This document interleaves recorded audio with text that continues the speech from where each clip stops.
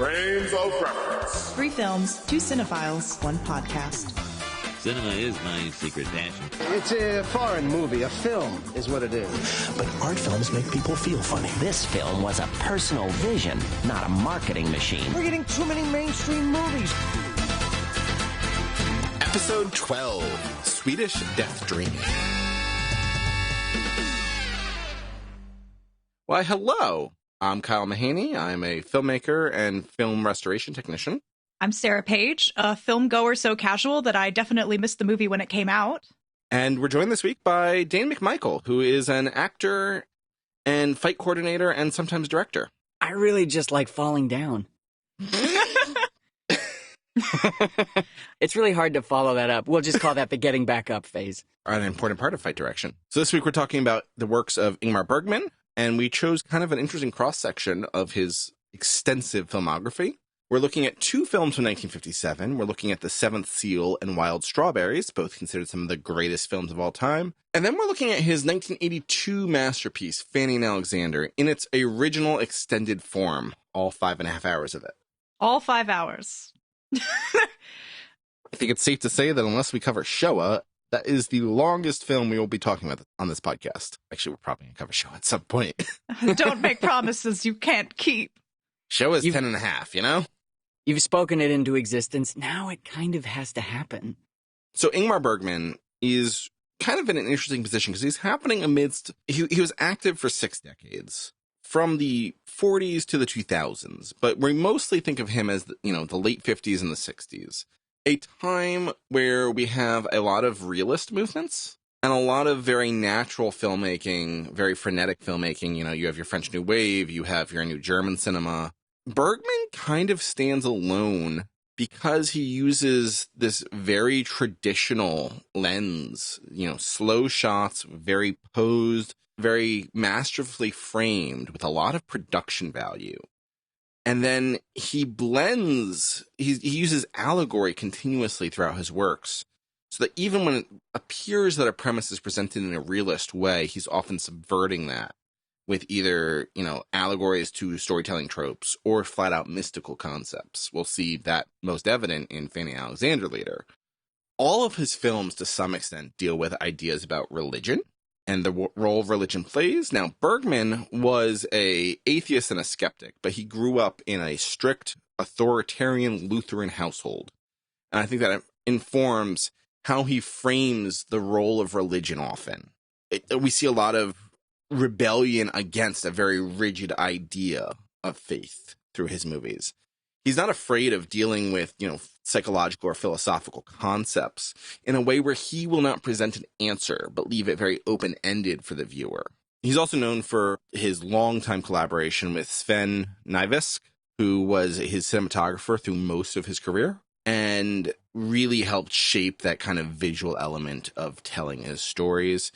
He had a number of other regular collaborators, such as Max von Sydow, who we see in both The Seventh Seal and Wild Strawberries, and Liv Ullmann, who appears in many of his films of the 60s and 70s. Bergman is highly, highly influential of the kind of next generation of filmmakers after him.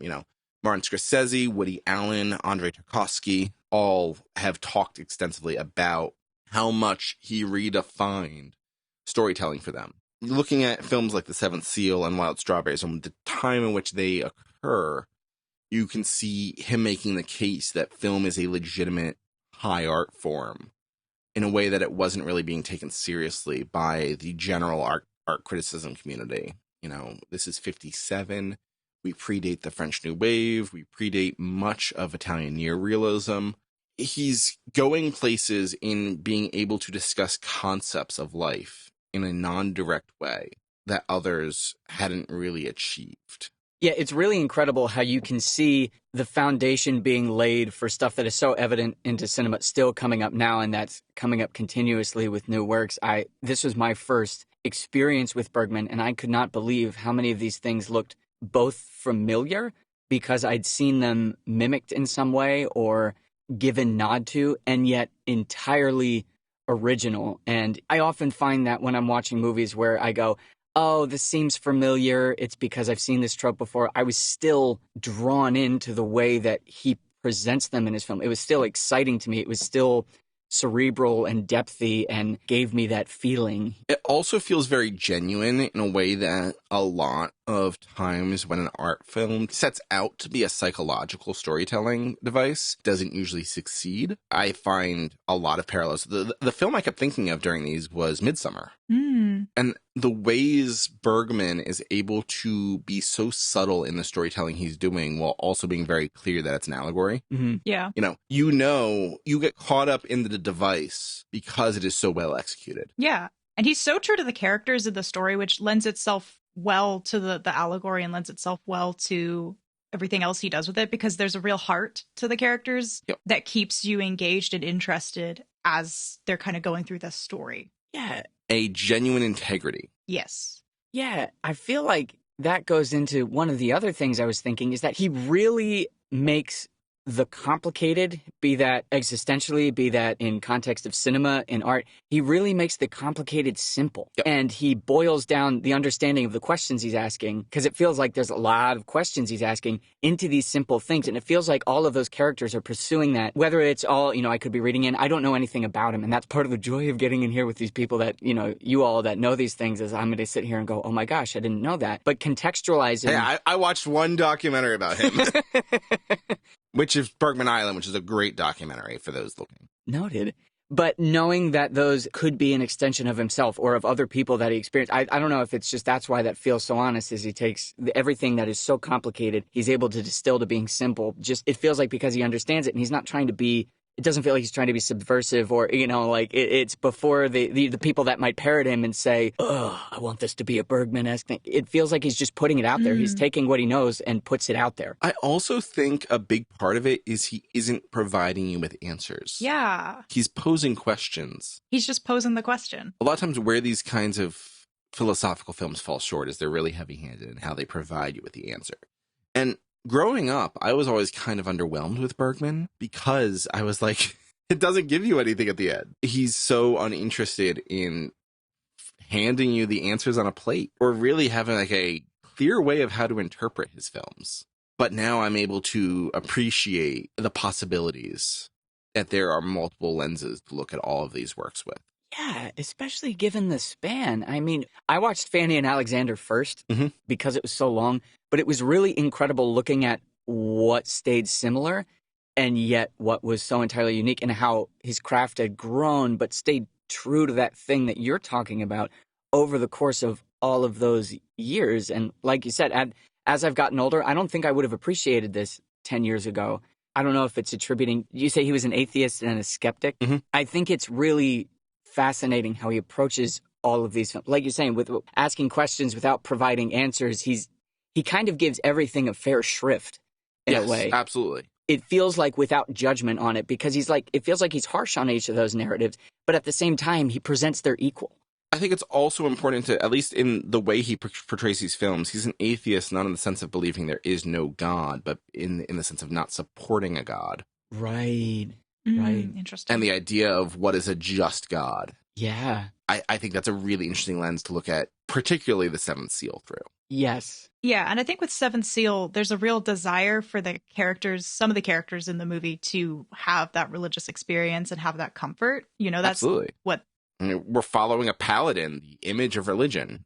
Exactly. And then you also have the pessimist as well, who's his squire. But there's a real desire you feel for like a spiritual relief, or like of knowing that there is a God out there, that leaves you with like a yearning. Well, and the idea that God probably exists, but is so ambivalent to their personal realities is such a weird takeaway when the only person who seems to actually be invested in them is death.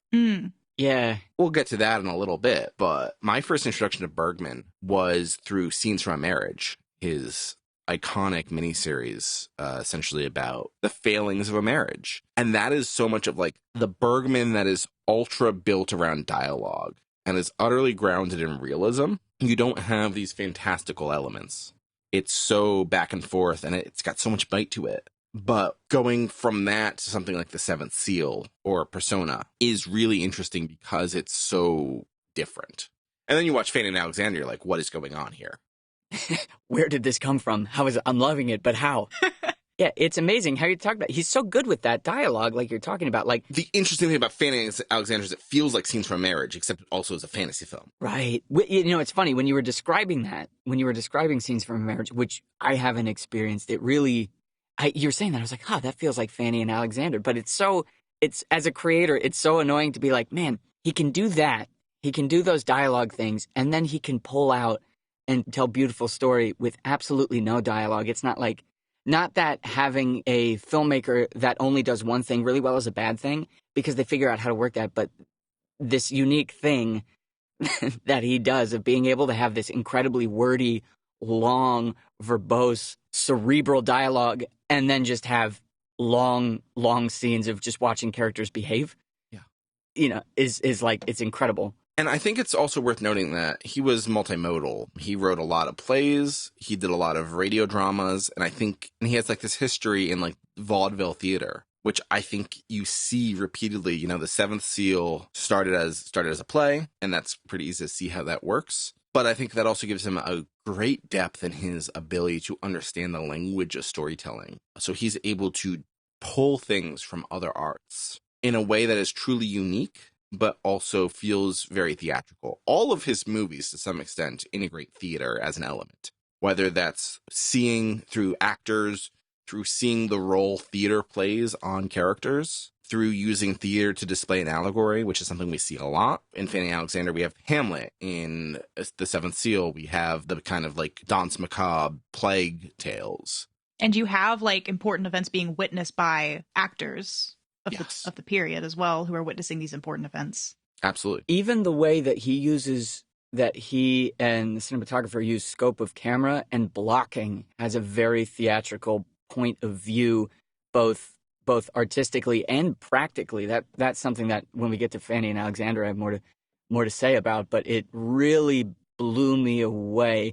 Just from like the physical perspective to what you're talking about, you're both talking about from the artistic perspective as well, like how that so beautifully weaves into his vocabulary, which is, like you were saying before, backing up, I think why he's able to make this like such a high art form. I mean, it's funny you said before the French New Wave, because it kind of makes me think taking all these elements of something and mushing them together into ones actually made me think of another movie that you introduced me to, Umbrellas of Cherbourg. Yeah. One of my favorite moments in that, in the very beginning, when you're kind of getting used to like, oh, it's a musical opening, but it's very pedestrian. And they go in and they're all singing and they're having an argument about which is better, theater or the movies. And they're whatever. And they're like, oh, this is to this is to that. And then you go and watch a movie that's both. And I was like, that's the cheekiest thing I've ever seen. And it feels like this is that before that, but without commenting on it.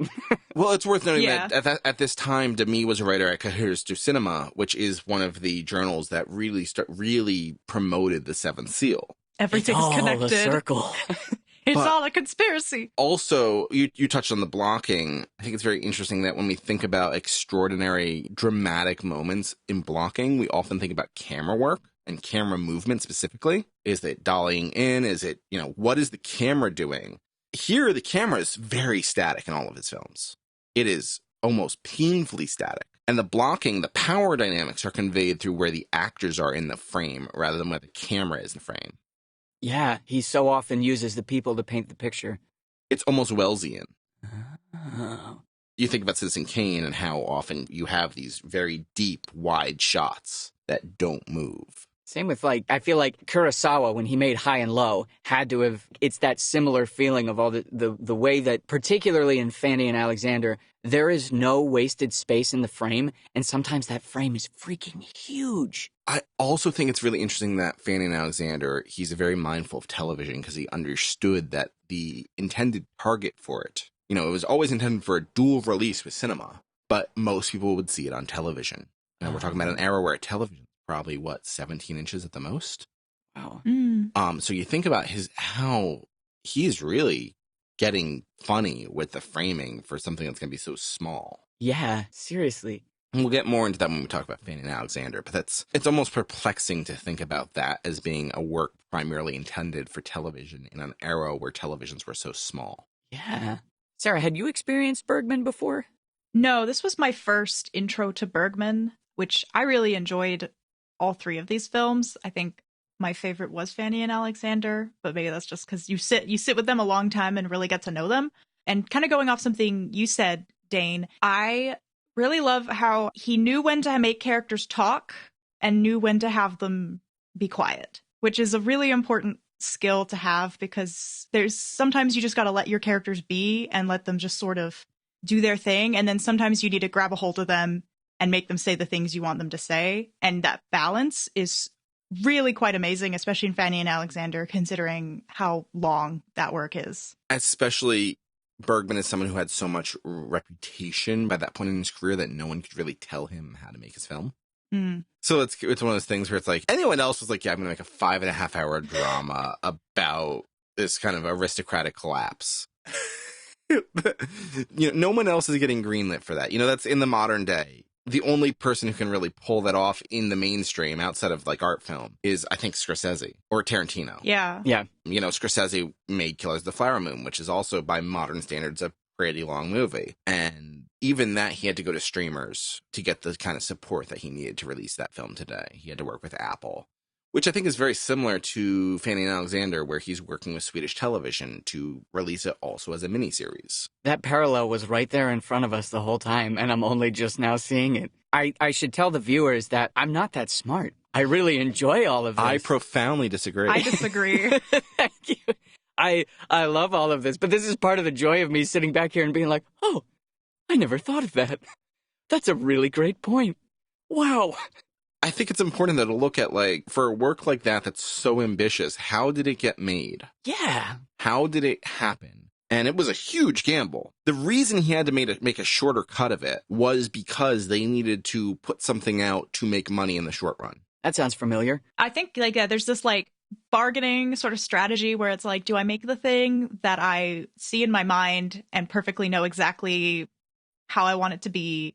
Or do I then also have to cut it to make money to make that become a reality? And I think this came out really well because he got both. Yeah, the real shame there is that a lot of international audiences didn't have a chance to see the full thing. Americans got it because PBS aired it, and the Brits got it because ITV aired it. But it wasn't available for a long time on home video in its full form.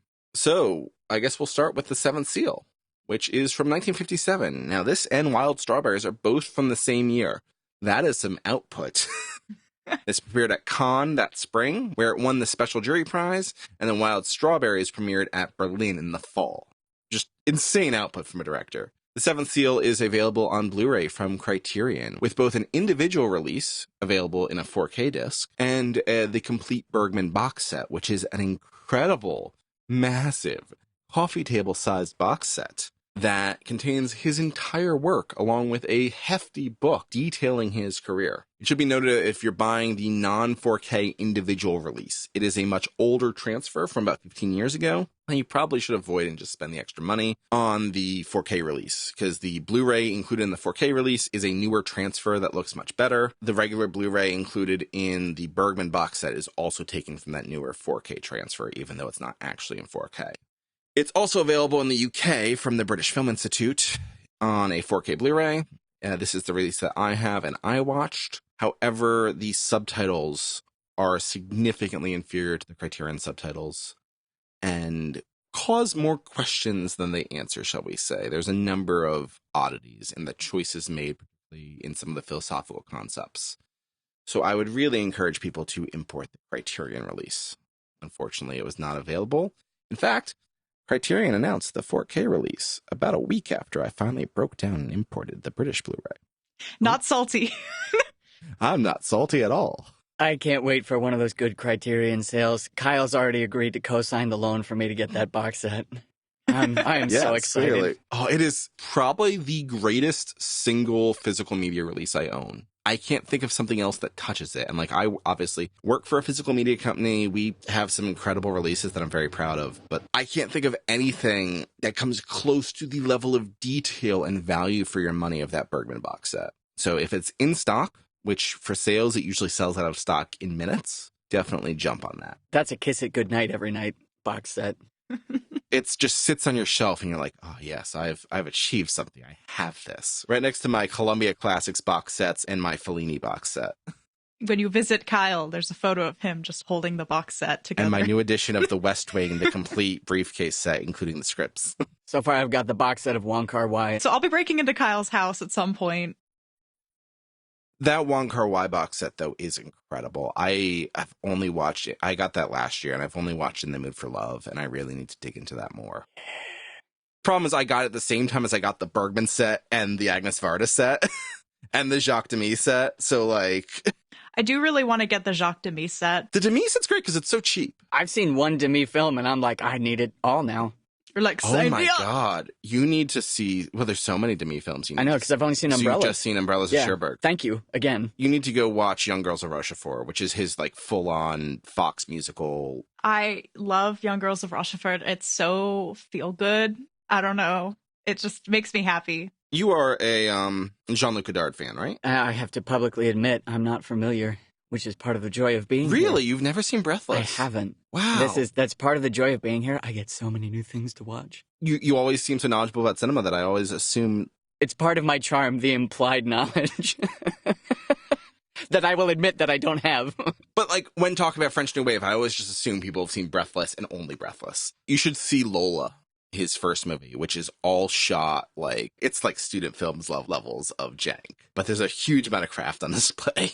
And then he got money from that and went on to make Umbrellas of Cherbourg, one of the greatest films of all time. Back to describing The Seventh Seal, though. Back to Bergman. The Seventh Seal is available to stream in the US on both Max and Criterion. It has a 93% on Rotten Tomatoes and is consistently ranked as one of the greatest films of all time in lists by Sight and Sound and BFI. It's also on the Vatican's list of important films. So our cast is Gunnar Bjornstrad, who plays Jons the Squire, Bengt Ekerot, who plays Death, Niels Poppe, who plays Joff, Max von Sydow, who plays Antonius Block, Bibi Andersson as Mia, Inga Langri as Karen, Okje Friedel as Blacksmith Plog, and Inga Giel as Lisa. So this film really follows two stories. Our primary story is the story of Antonius Block, who is a knight who has just returned from the Crusades. It's worth noting that the era and setting of this is kind of all over the place. It doesn't strictly stick to the era of like the 14th century that you'd expect for a Crusades tale, because it's using it as a backdrop, like a lot of fantasy films. He's accompanied by his very pessimistic squire, Jons, as they're, traveling home and realize, oh, wait, the Black Plague has hit their homeland. Things are not great. And we start with this very stark scene on a beautiful barren beach of them being confronted with death, literally being confronted with death. They meet him face to face, and in a very classical way, Death agrees to play a game to possibly spare their life. So Block sets down for a chess game with Death. And this chess game, they play in stages as Block goes through his life. There's a couple moves here and there as they travel. After a few moves, the pair arrives in a church where you see the reality of the plague around.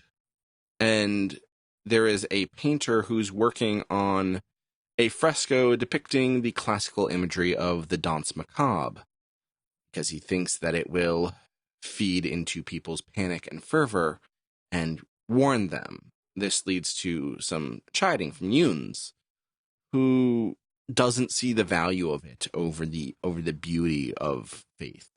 But, we travel on. At this point, we've also been introduced to a series of minstrels who are traveling and performing as a parallel story, and their story kind of follows and intersects ours. As Block and Jons travel, we kind of see little snippets of the plague from people, and they intersect with a whole bunch of people. All the way, Block is kind of questioning God and the meaning of life, what death means, what lies beyond death, and whether existence is meaningless, whether a deity cares about his death. He's devoted his entire life to his faith. He fought in the Crusades for his faith, but he now also started to understand that he followed a man, a religious zealot, who wasn't necessarily the wisest figure. So he's starting to have a lot of doubt about the purpose of how he has spent his life and whether it had meaning. But through these simple moments with his companions, he's able to find peace as death continues to outwit him throughout the game.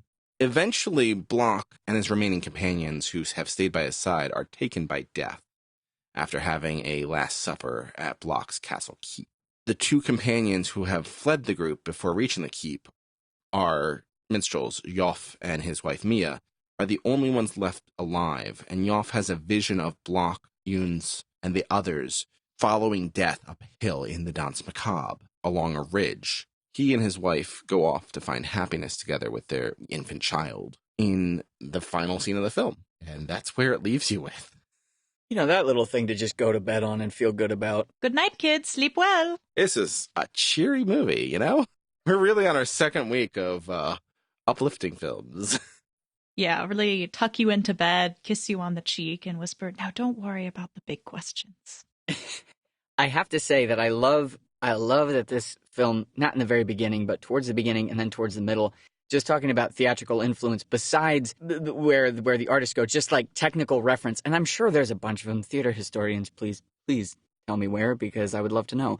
It has to be an intentional reference to Macbeth right in the very beginning. Oh, absolutely. It's one of my favorite things that I absolutely came alive. I forget exactly what the scene was, but it's a side scene where they're talking about, yeah, I know it's strange times. And one person talks about two horses eating each other. And that is this very visceral scene in Macbeth, for those of you that know, where I believe I'm not remembering, because one of the productions I was in, they had taken one character and consolidated his experience into a bunch of them. So this one character in our production, I believe it was Ross, had this conversation. I don't remember if that's what it is in the original text, but having a conversation with these people about the strange things that are happening besides it being stormy nights is this image again of horses eating each other. And that popped up, and I felt like that stupid meme of Leonardo DiCaprio pointing at the TV with his beer from Once Upon a Time. I think every Bergman film probably makes a Shakespeare reference at some point. It's one of his stalwarts that you see throughout. Absolutely. And I just love that line has always given me chills, like they know something is wrong because the horses ate each other. And there's some stuff like that in Julius Caesar as well. When things aren't well with the kingdom, they're talking about lions whelping in the street.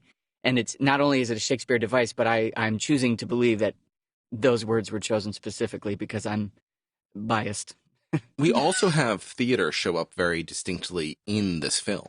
We have performances, which in many ways kind of the skeptical wisdom is presented through the perspective of the voices. It's puppet theater. Yeah. Well, and it's so strange how the ones who survive are the artists. The ones who have been struggling to survive, that the world doesn't really care for, but does at the same time. And they watch the unfolding of stories of all of these different people, and they're the ones that get, you might say, chosen. Who are the storytellers who tell these tales? That was what I was thinking. Yeah, which is incredible. And it kind of sets that up with them being a part where they're the only ones, despite the burden of everything going on, they're fully aware of what's happening. They're sort of unburdened in their life in the field. Like, sure, they're poor and they need the food, but they're like one of the only sources, as I remember, of like a non-cynical joy. Everybody else is like, it's at an expense, but they're kind of, it was interesting just to see the way that he portrays them and the way that he leaves them, because it's clearly, there's a love for that, and I'm sure it means something. I also find it interesting how we see a lot of examples of like religious fanaticism in this film through, burning people at the stake for consorting with the devil. And a big no-no in medieval Europe. When our knight decides to try to talk to them, he's expecting some kind of profound experience from them, but they're actually just insane. Yeah. Well, and knowledge, he says when Death asks him what he wants under the guise of being a parish priest. A parish priest, which what a symbolic thing. And he says knowledge, and that was the second theatrical nod. I was like, oh, it's Goethe's Faust or Marlowe, whichever one. I was when he becomes hungry for that and he's matching wits with death to gain knowledge. I was like, you sneaky man. Yep. I find it interesting that this is a world in which death exists. Death acknowledges that God exists, but God doesn't show up. Empty belief. Yeah. And that he's consistently, he's the entity that's chasing them, but he's not unreasonable. Sure, I'll play the game.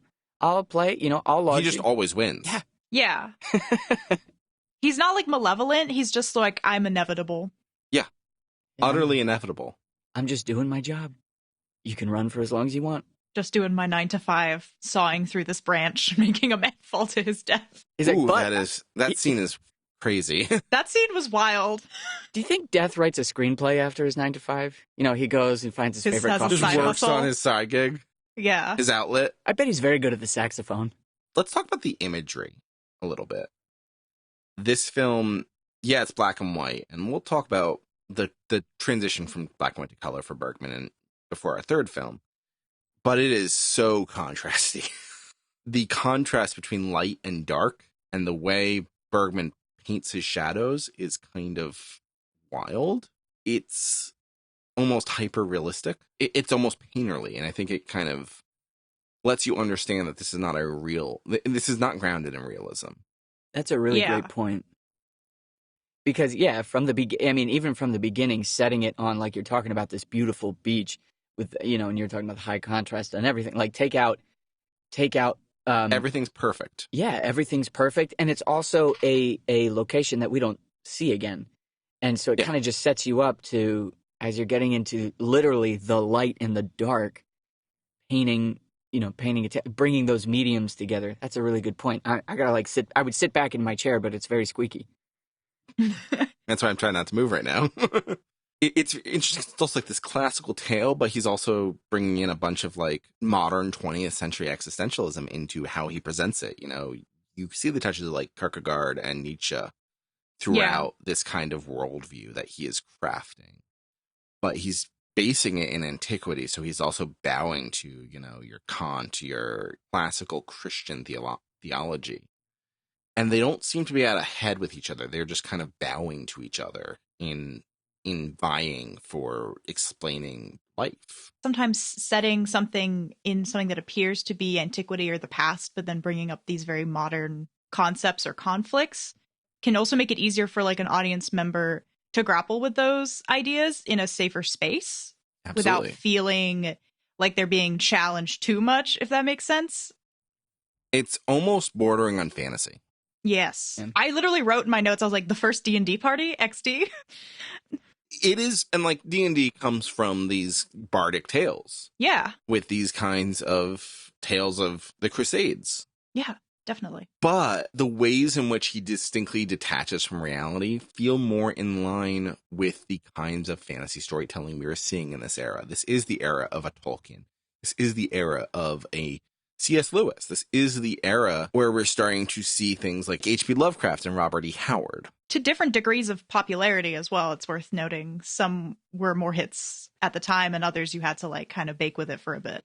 Oh, yeah, and they were not considered high art. None of them. Yeah, no, absolutely. And that goes back to him making the old ways the new again, just like all these combined forms. And it also is a nod to Shakespeare. I mean, he would have been growing up around Shakespeare and doing Shakespeare. And one of the things that a lot of my professional experience as an actor came in Shakespeare. And funny, bouncing off of something you said, Sarah, it was amazing how, as long as you could unite the concept, right? As long as it wasn't arbitrary, giving a piece a modern setting, or even if it wasn't a modern setting in a specific way, in a specific thing that influences the play instead of just being like, hey, we're on a beach, but giving it a sort of a modern dress to it, took down this layer from Shakespeare where they think, oh, it's this old thing, but they're still engaging with human beings going through the exact same questions that we have in a more flowery way, and sometimes a less flowery way.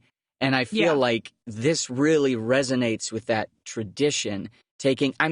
Watching this coming off of a couple years ago, coming off of a pandemic, right? With the pandemic, engaging with this specifically, the way that everybody is going through this misery of what is life, especially in the early stages, what does life look like beyond tomorrow when we have trouble dealing with today? In many ways, Bloch goes on a journey from like despair and anxiety to understanding and peace, which I think is very profound. Yeah. We talk about coming off of a huge cultural trauma with the pandemic, but this film, even though it's 57, is still in many ways reconciling with World War II, I think. Now, Sweden was neutral in World War II, but that doesn't mean you don't have massive impact from the huge atrocities that the world came to know and understand during the 1940s. Absolutely. And one thing I really like about Bloch's journey is, and kind of going back to something we were talking about earlier, which is where Bergman doesn't like turn and tell you what to think and be like, this is the solution. But at the same time, Bloch is able to like find something to hold on to, some peace, and have his own like arc without the story turning to look at you and be like, and that's how you should walk away with. No, even Bloch doesn't know the answers. All that matters is Bloch finds peace. He finds peace, and he finds With like a the inevitable. moment. Yeah. Which again is interestingly presented by those artists, right? Absolutely. And also, death is inevitable. Even, this film isn't dealing with aging like our next film, but the life expectancy of a knight is not fantastic, let's just say. Especially not in that era. You mean they're not in it for the benefits? The ripe old age of 28. And he also finds his peace in other humans, in actual like emotional connections. The meaning is the human connection, is kindness. In many ways, he plays a trick on death at the end to spare the minstrels from their fate. That alone is an act of kindness. Do you think that the knight we see in the beginning would have done that? That's a great question. Brain, when you put it up that way, that's a really good way to put it. I don't think he would, because, talking about the human connection, how he goes to appreciate it, and how we see him, he goes outward from himself, right? Because he's gone from the whole crusade into, can you imagine going back fighting a crusade that you're like, I don't know if that was a great thing, and coming back and the world is dying? The leader of the crusade is now, not an important figure, and is just kind of wandering through being a bit of a rube. Yeah. And I was just going to say, going through all of that, and it really is just like interesting to watch him go through when he finds the joy. It's the joy in the living. Like, you're talking about that human connection, and like, that's the one consistent thing that people are finding solace in. Even when they are scared and complaining or searching, they're never having that alone. The squire with the painter, right? They're at odds about what they believe is whatever, but they have this connection, and they start drinking and they start philosophizing together where they're completely at odds, or maybe not completely. But they have connection. And that happens with all these people. Or like, you think about the smith who ends up, who has this whole ridiculous thing, but then he ends up reconciling, and they all go to death together, and they all go like, essentially hand in hand. Because they're all on the same journey. Yeah, I think, And the other thing is, like, on death, when you come to death, you are all equals, which I think, which is mirrored in the Dance Macabre. A huge class divide disappears, yeah. Yeah, which is, like, exemplified in the Dance Macabre. And one thing I was going to say is, like, just talking about Bloch's journey, kind of going off what you were saying, Dane, because when he comes back from the Crusades and he's kind of having his existential crisis, when you're bitter and when you're hopeless, you're not really gonna make acts of sacrifice or kindness the way you might if you had hope, or if you had a real genuine connection with someone. And so I think the fact that Bloch kind of comes across this piece partway through the story and is able to take those actions, it's very resonant. And then the other thing I was going to say about coming back from the Crusades and finding that your world is literally burning, or literally dying, so to speak.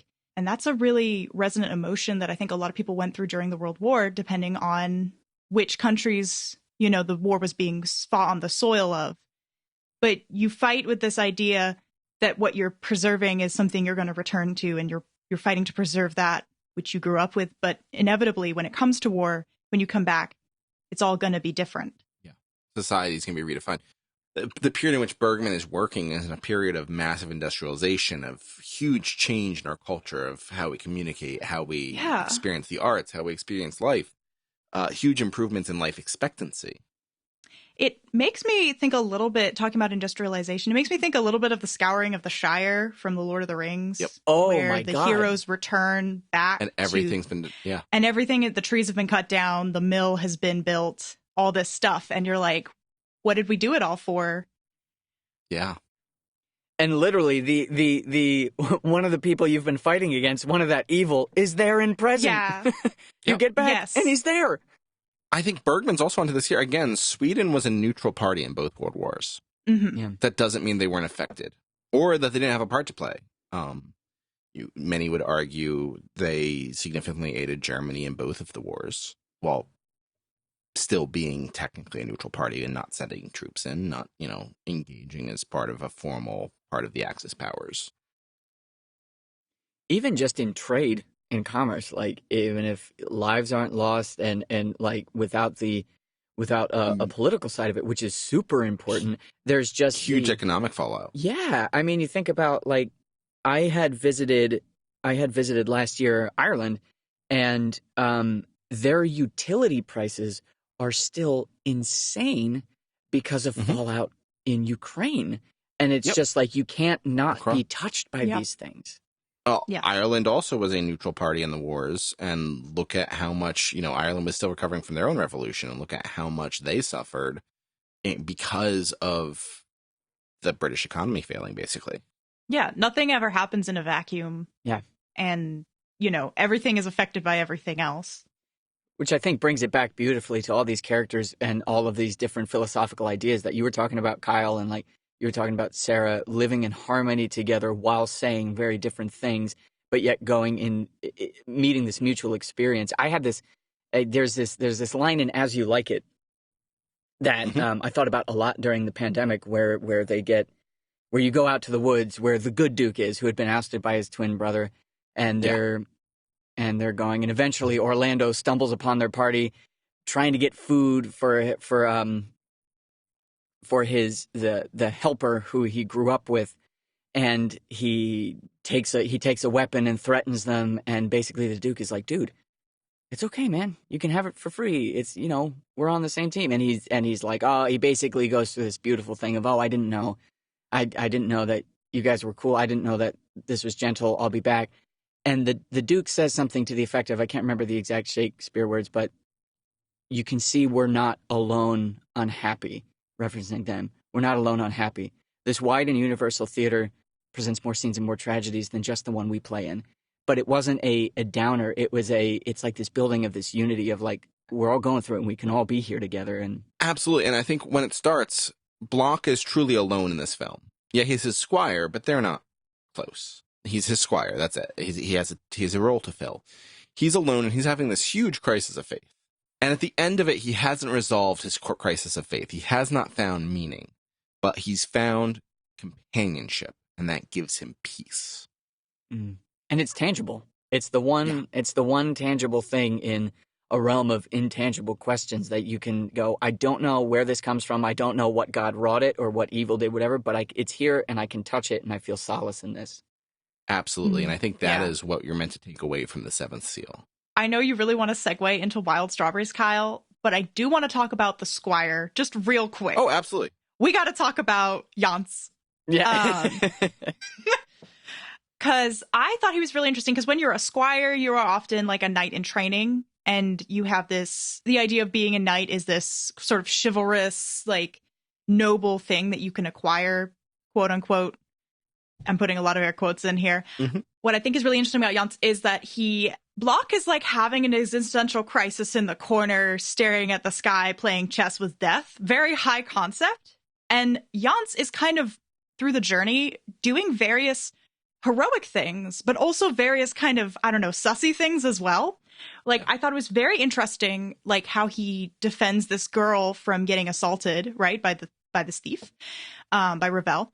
And then he turns around and kind of starts to assault her himself, and then... The gender politics of this film are wild. Yeah. Or then he goes and defends the bard at the bar, and then slashes Ravel's face. Like, he's doing good things, but also not doing so knightly things. And I think that was very intentional on Bergman's part, not to be like, here's a clear-cut hero. He's not meant to be a hero.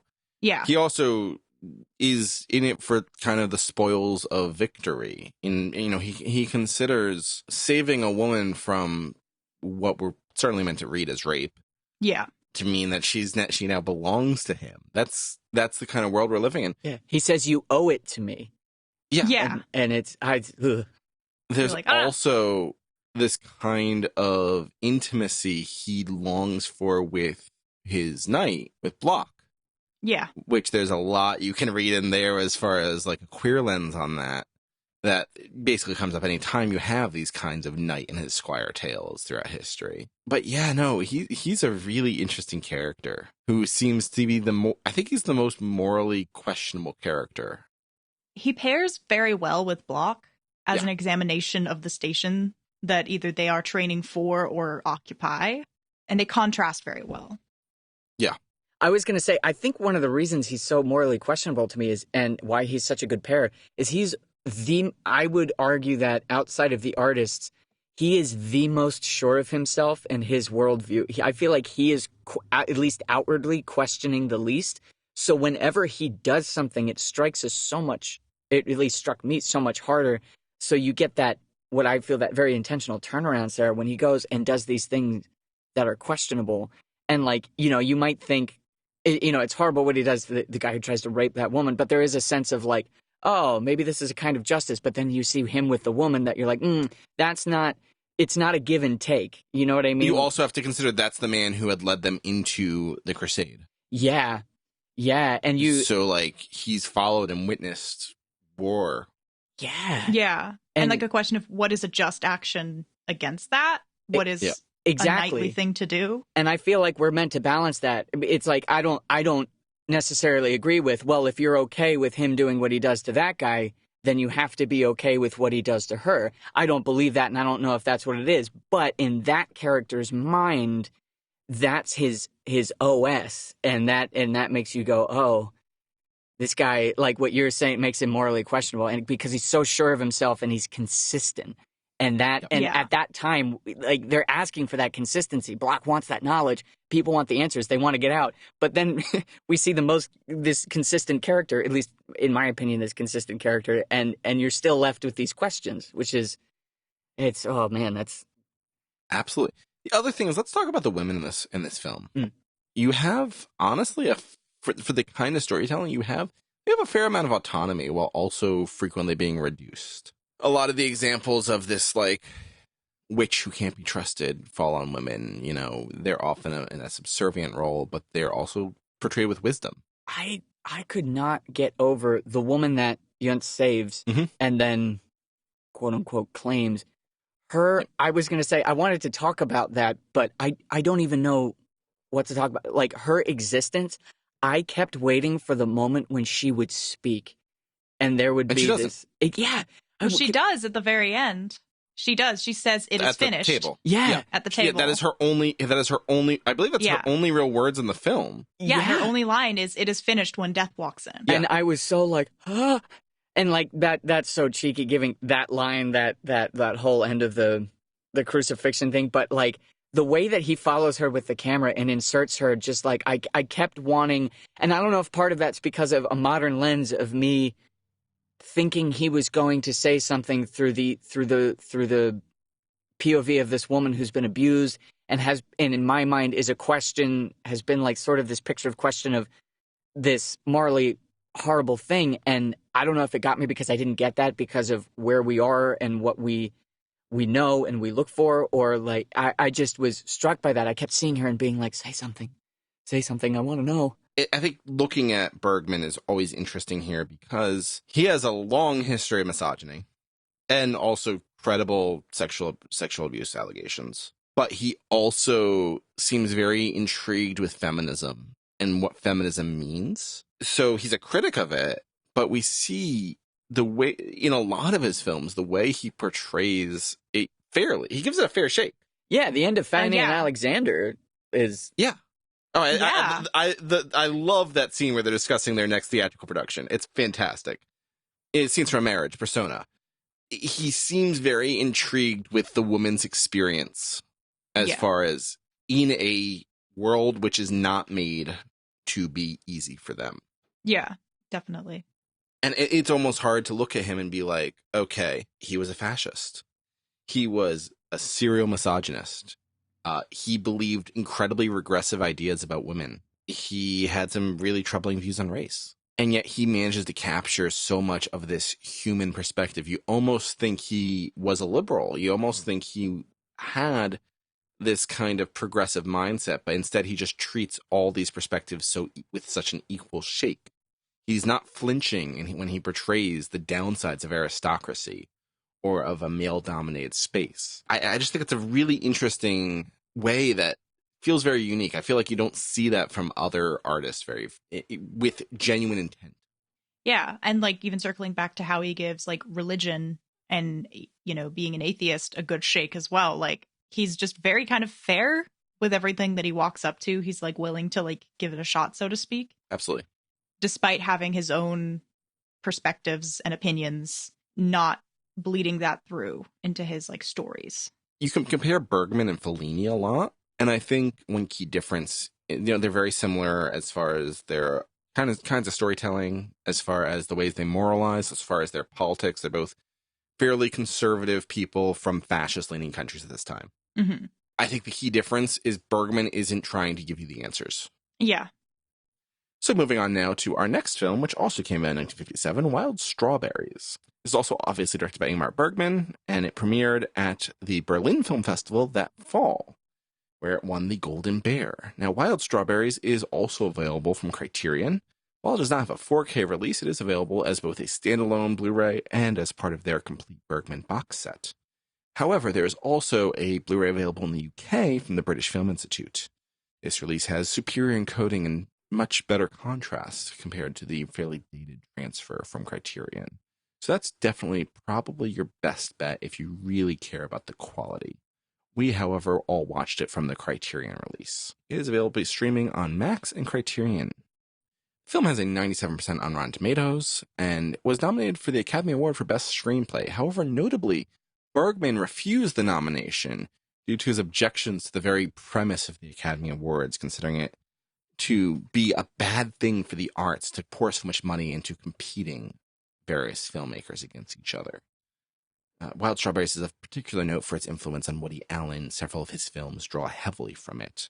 The film stars Victor Herstrom as Professor Isaac Borg, Bibi Andersson as Sarah, and Ingrid Thulin as Marianne Borg.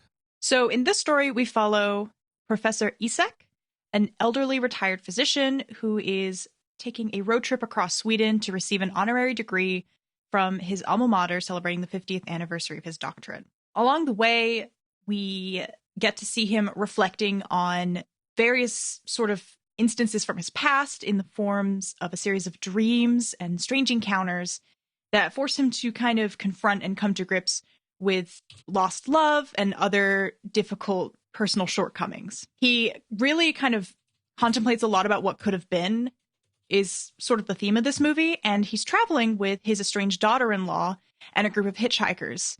And they sort of begin to form a sweet bond and a sweet friendship. At the beginning of the movie, his daughter-in-law and he do not get along at all. They even take time in the beginning of the drive. They get in the car together and say, like, basically, I strongly dislike you to one another, which is a great way to start a road trip.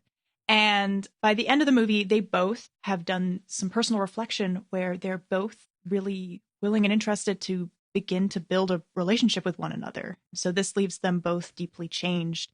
And Isaac wants to seek out his own redemption and repair the relationships that he has with his son, who is also estranged, and other important people in his life. I think this might be my favorite of these three. It's so sweet, which feels like a weird way to describe it. Mm.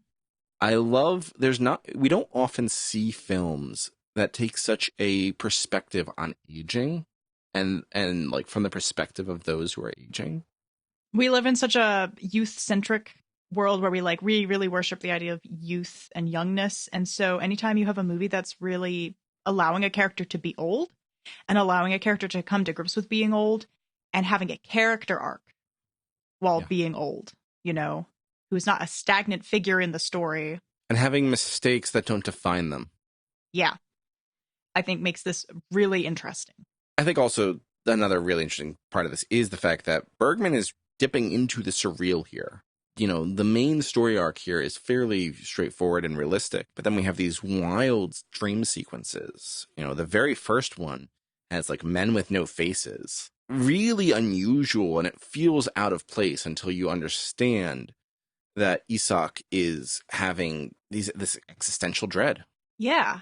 It's a really great way to set it up too, because I feel like to me that is the wildest of the encounters is that first one. So it really, I love how he sets it that way because one, you're knocked completely on your heels and waiting for something as crazy as that to happen again, but also, you know, he primes it with the imagery of the clock and the coffin and the progress and the guy that, like, so I realized I had been kind of getting hints before that, but in that moment, I looked at that and I go, oh, that's what this movie is about, and really just kind of set the tone for me. Time. Yeah, and it set the. It's strange making the hardest one.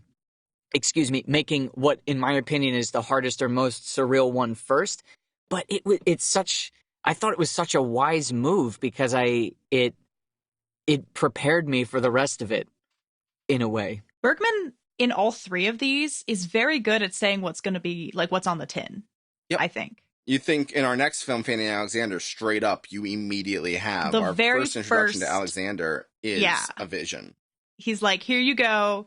This is what you're in for. Buckle up. And I like that because it makes a really good contract with the audience initially. Yep. And yeah, this is definitely, like, for me as well, that first dream with the clock, with the carriage crashing, with the coffin spilling out, with it being Isak himself coming out of the coffin. It is, like, to me, the most, like, out there as well. Because his other dreams are either dreams from his past or dreams of a sort of worse future. Yep. And they're much more grounded in his own existence. But this one is so completely abstract compared to those other dreams that you are kind of like, what is going to happen? I think he's searching for meaning in that dream, and he's finding very little as he confronts aging. That's a really good way to put it, because in that one, it feels like his dream, as opposed to a dream sequence in which we are seeing him being shown something. We're sitting with him going, what does that mean? Where the other ones, he's going, what does that mean? But we're sitting there, I feel more going, oh, I know what this means. He just doesn't yet. It feels like we're on his journey there in that first one.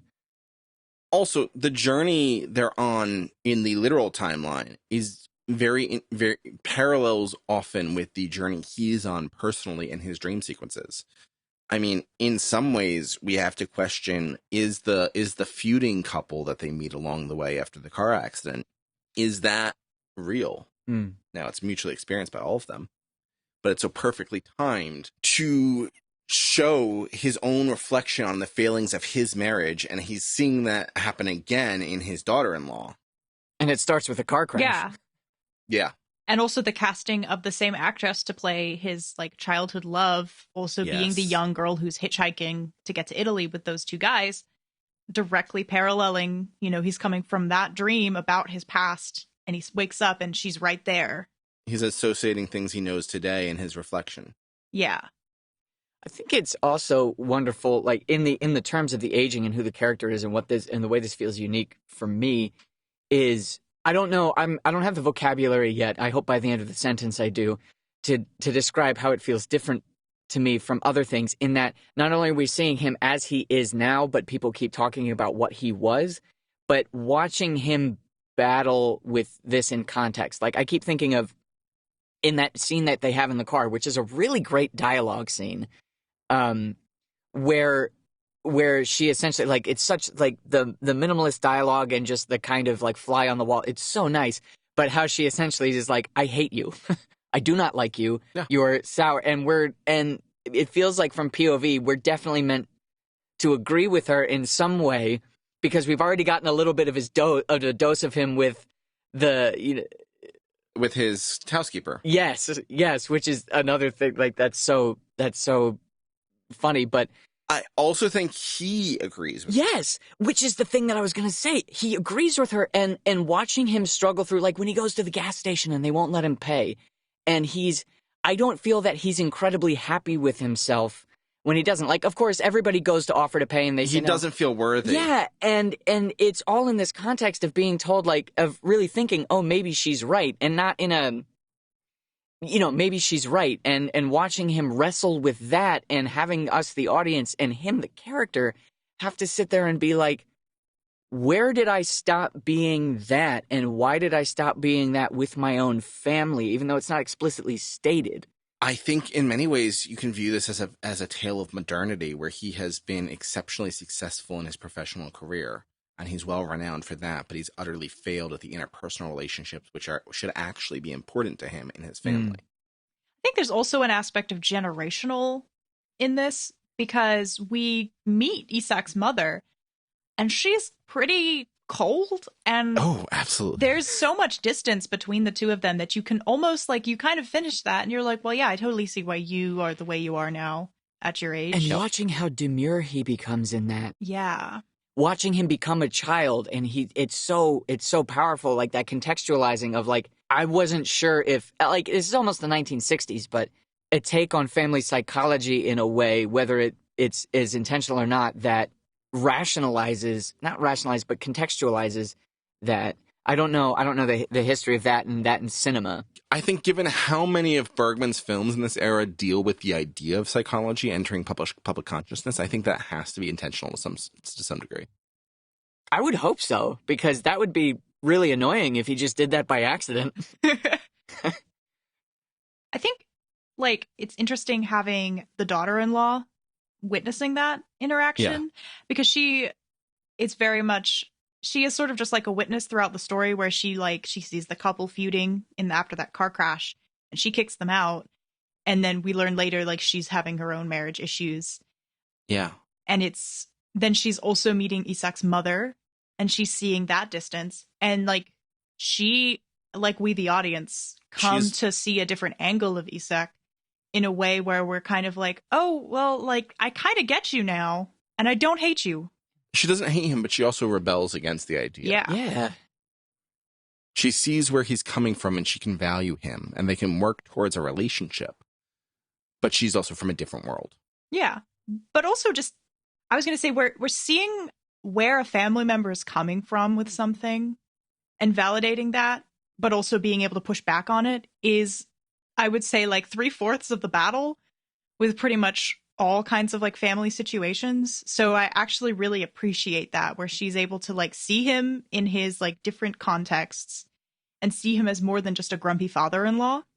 And she sees that he's a real person, even though she's able to be like, I don't agree. Like, I have my own opinions. I have my own way of doing things.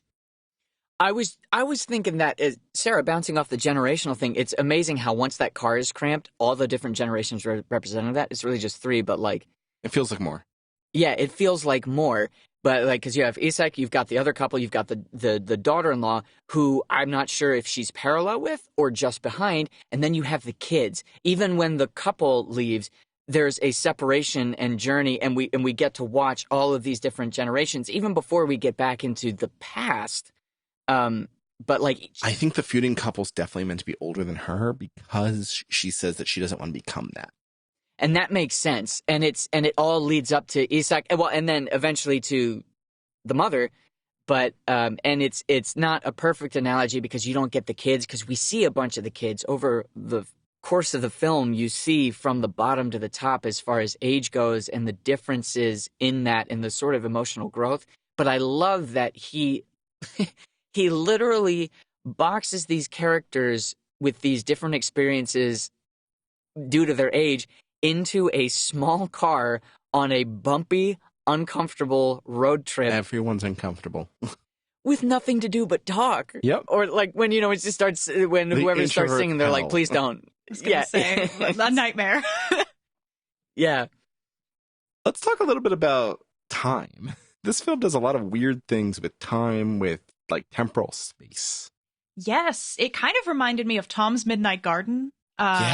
Where Isak, like, lies down in his childhood, like, summer home, and is transported into his own past. The past. And he's able to, like, you see him as himself, as an old man in the past. Absolutely. Yeah, it really gave me Tom's Midnight Garden vibes.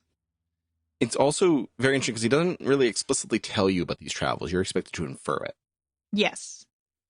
And that's a lot of faith in the audience.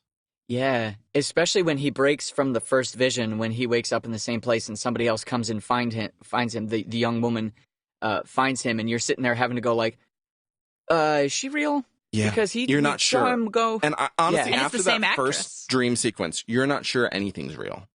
Yeah. There's such a detached moment that you could probably tell me that just about anything about this is where he's dead, and it's gone into him idealizing how he would resolve his conflicts in life, and I would buy it. Absolutely.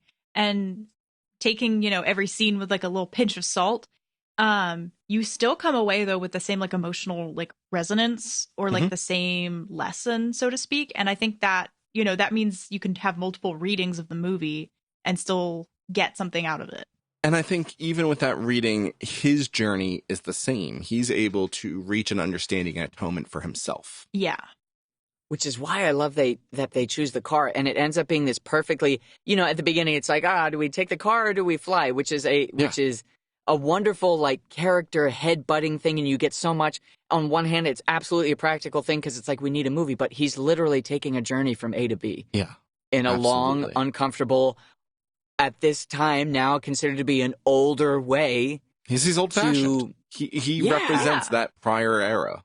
And talking about time, it's you're going to spend more time in a car. You are forced to sit in things, whereas with a plane, you can quickly go through things without really sitting with them or considering them. And I think in many ways, he's setting out to relive his past, not as much as he thinks. So he wants to make stops. He wants to. I think he does want to spend time revisiting things. He wants to see his son. Yeah, I remember being so like, wait, doesn't he have to get somewhere when he stops and he's like, hey, I wanted to show you something. I was like, I thought they were going to go by a field, and he gets out and he's like, nope, we're gonna see my childhood home. And she's like, I'm going to go swimming. And he's like, oh, great, perfect. I'm going to take a nap. I was like, okay, so he's in no hurry. We have like 12 plus hours. Yeah. I think it's meaningful that the actual ceremony he's going to is kind of let down. Yeah. It's not a big deal. Because it's about the journey, not about the destination. Mm-hmm. Definitely. Absolutely. And I love how the hitchhikers they pick up are there and are like they're congratulate committed. him after. So sweet. And speaking because they're youth valuing their elders. Yeah. And it's interesting how the playing with the time, and that is the time heals all wounds, that, so to speak, which is however you want to look at that. How not only his reconciliation, but their reconciliation, those three hitchhikers, where you go, that's further on the metaphysical, but like their two arguments, and how like time eventually makes them like, nah, we're good. We went through this journey with each other, and, we're good. We're going on to our further journey, which I love that we don't hear anything about. We don't get like a letter from them. It's just they've gone off to their next chapter. And that's so meta. Sorry, Kyle. That's so meta because, right? Like, because Isak's an old man and he's reached his destination, narratively speaking, but the next generation and the younger people are going to be living forward. They have more journey to go. They haven't reached their destination yet. I also really love the way this film frames divorce without any kind of judgment. It feels very modern in that respect, and even he sees that as something modern. Yeah, really does. And that's something I've thought about in Fanny and Alexander too, in places. Yes. Places. But there were a couple things that popped up that I was like, I wonder where Bergman sits in this personally, because there was some stuff that like from even the 80s that I was like, did people feel this way in the 80s there? Did they feel this way? It like was this Swedish thing? Yeah. In that turn of the century era? Like it's funny that comes up. Thing, yeah. Yeah. So that is a very good point there. This is really just such a wonderful, touching film about aging. It reminds me a lot of Umberto D in how sympathetic it is towards age while not letting old people off the hook for their deeds. Yeah, right.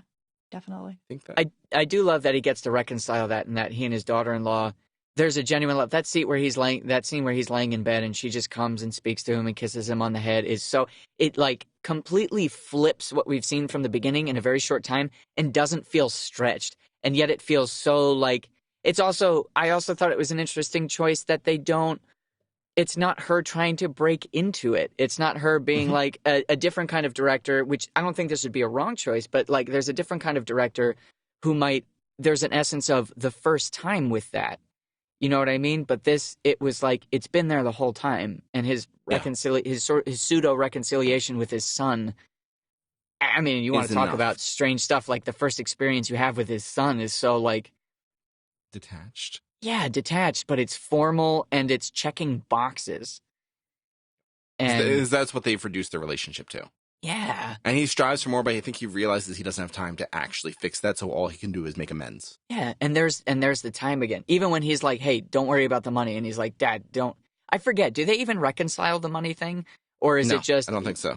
Which I love, because there's more in their story. There's more time, but he literally just says, he's like, "Son, I don't want you to worry about the money," essentially, and he's like, "Money matters nothing to him. He's old. He's dying." Cool. I think it's valid to read that he dies at the end of the film. Yeah. Well, and that his son is like, "Dad, let's not do." He thinks he's going at an angle or something, and that's just one of his entry points into that, and that's how they go. Where you would almost think his son would be like, "You don't want the money." Like I got worried for their potential reconciliation when those were the first things out of his mouth. You thought that would come up, yeah. I know. I was like, "Oh." But he learns to move on. Yeah. Well, and the money thing is brought up as a point at the beginning of the movie by the daughter-in-law being like, "My husband worked so hard to try and like repay this money to you, and you're being a salty, bitter, penny pinching, esoteric, like whatever person about it." Because it was never about never about the money. Yeah. I think also we always have to talk about religion with Bergman, and I think it's interesting that he finds a form of faith at the end while he was a skeptic earlier. I think it's fair to say that in his journeys through dreams and stuff. I don't think it's a like Gnostic religion. Yeah. But I think he finds something that gives him peace. Yeah, Clarity. Especially when you're dealing with he's a doctor. His whole thing is of faith in the empirical and that which he can touch and change, which is so beautiful that he like goes with this really tough trial by the intangible, especially that scene where he's a doctor, where he's being given the exams. Like that's brutal. Which is such a strange scene. Such a strange scene, and I felt so bad for him. And that's another thing on like the aging. It's like he's literally forgetting everything that he should know, whether or not it's stuff he actually should know or whether it's correct. We're watching, because I think about that, and like I had multiple grandparents. One of them, great grandparent, died of a brain tumor. Another one of dementia, and like the whole, or even just the normal forgetfulness going on. Seeing that in context, losing what was once of value. Especially in somebody who's literally being celebrated for their mind. Yeah. And their whole identity is then that. Yeah. So in going through those trials, him, like you said, finding a kind of faith in the intangible when his world has been the tangible and the money and the things you can count and measure. And that's a really cool way of looking at that. I'm sitting back looking at this guy like, oh, I got to think about that. I got to chew on that. It's one you really have to chew on a lot more and really come back to. I think it's an evergreen film. Finally, we have Fanny and Alexander, often considered one of his masterpieces of color, and I think it's interesting to kind of denote a divide in Bergman's filmmaking between the black and white and the color for how he deals with the surrealist aspects of his movies.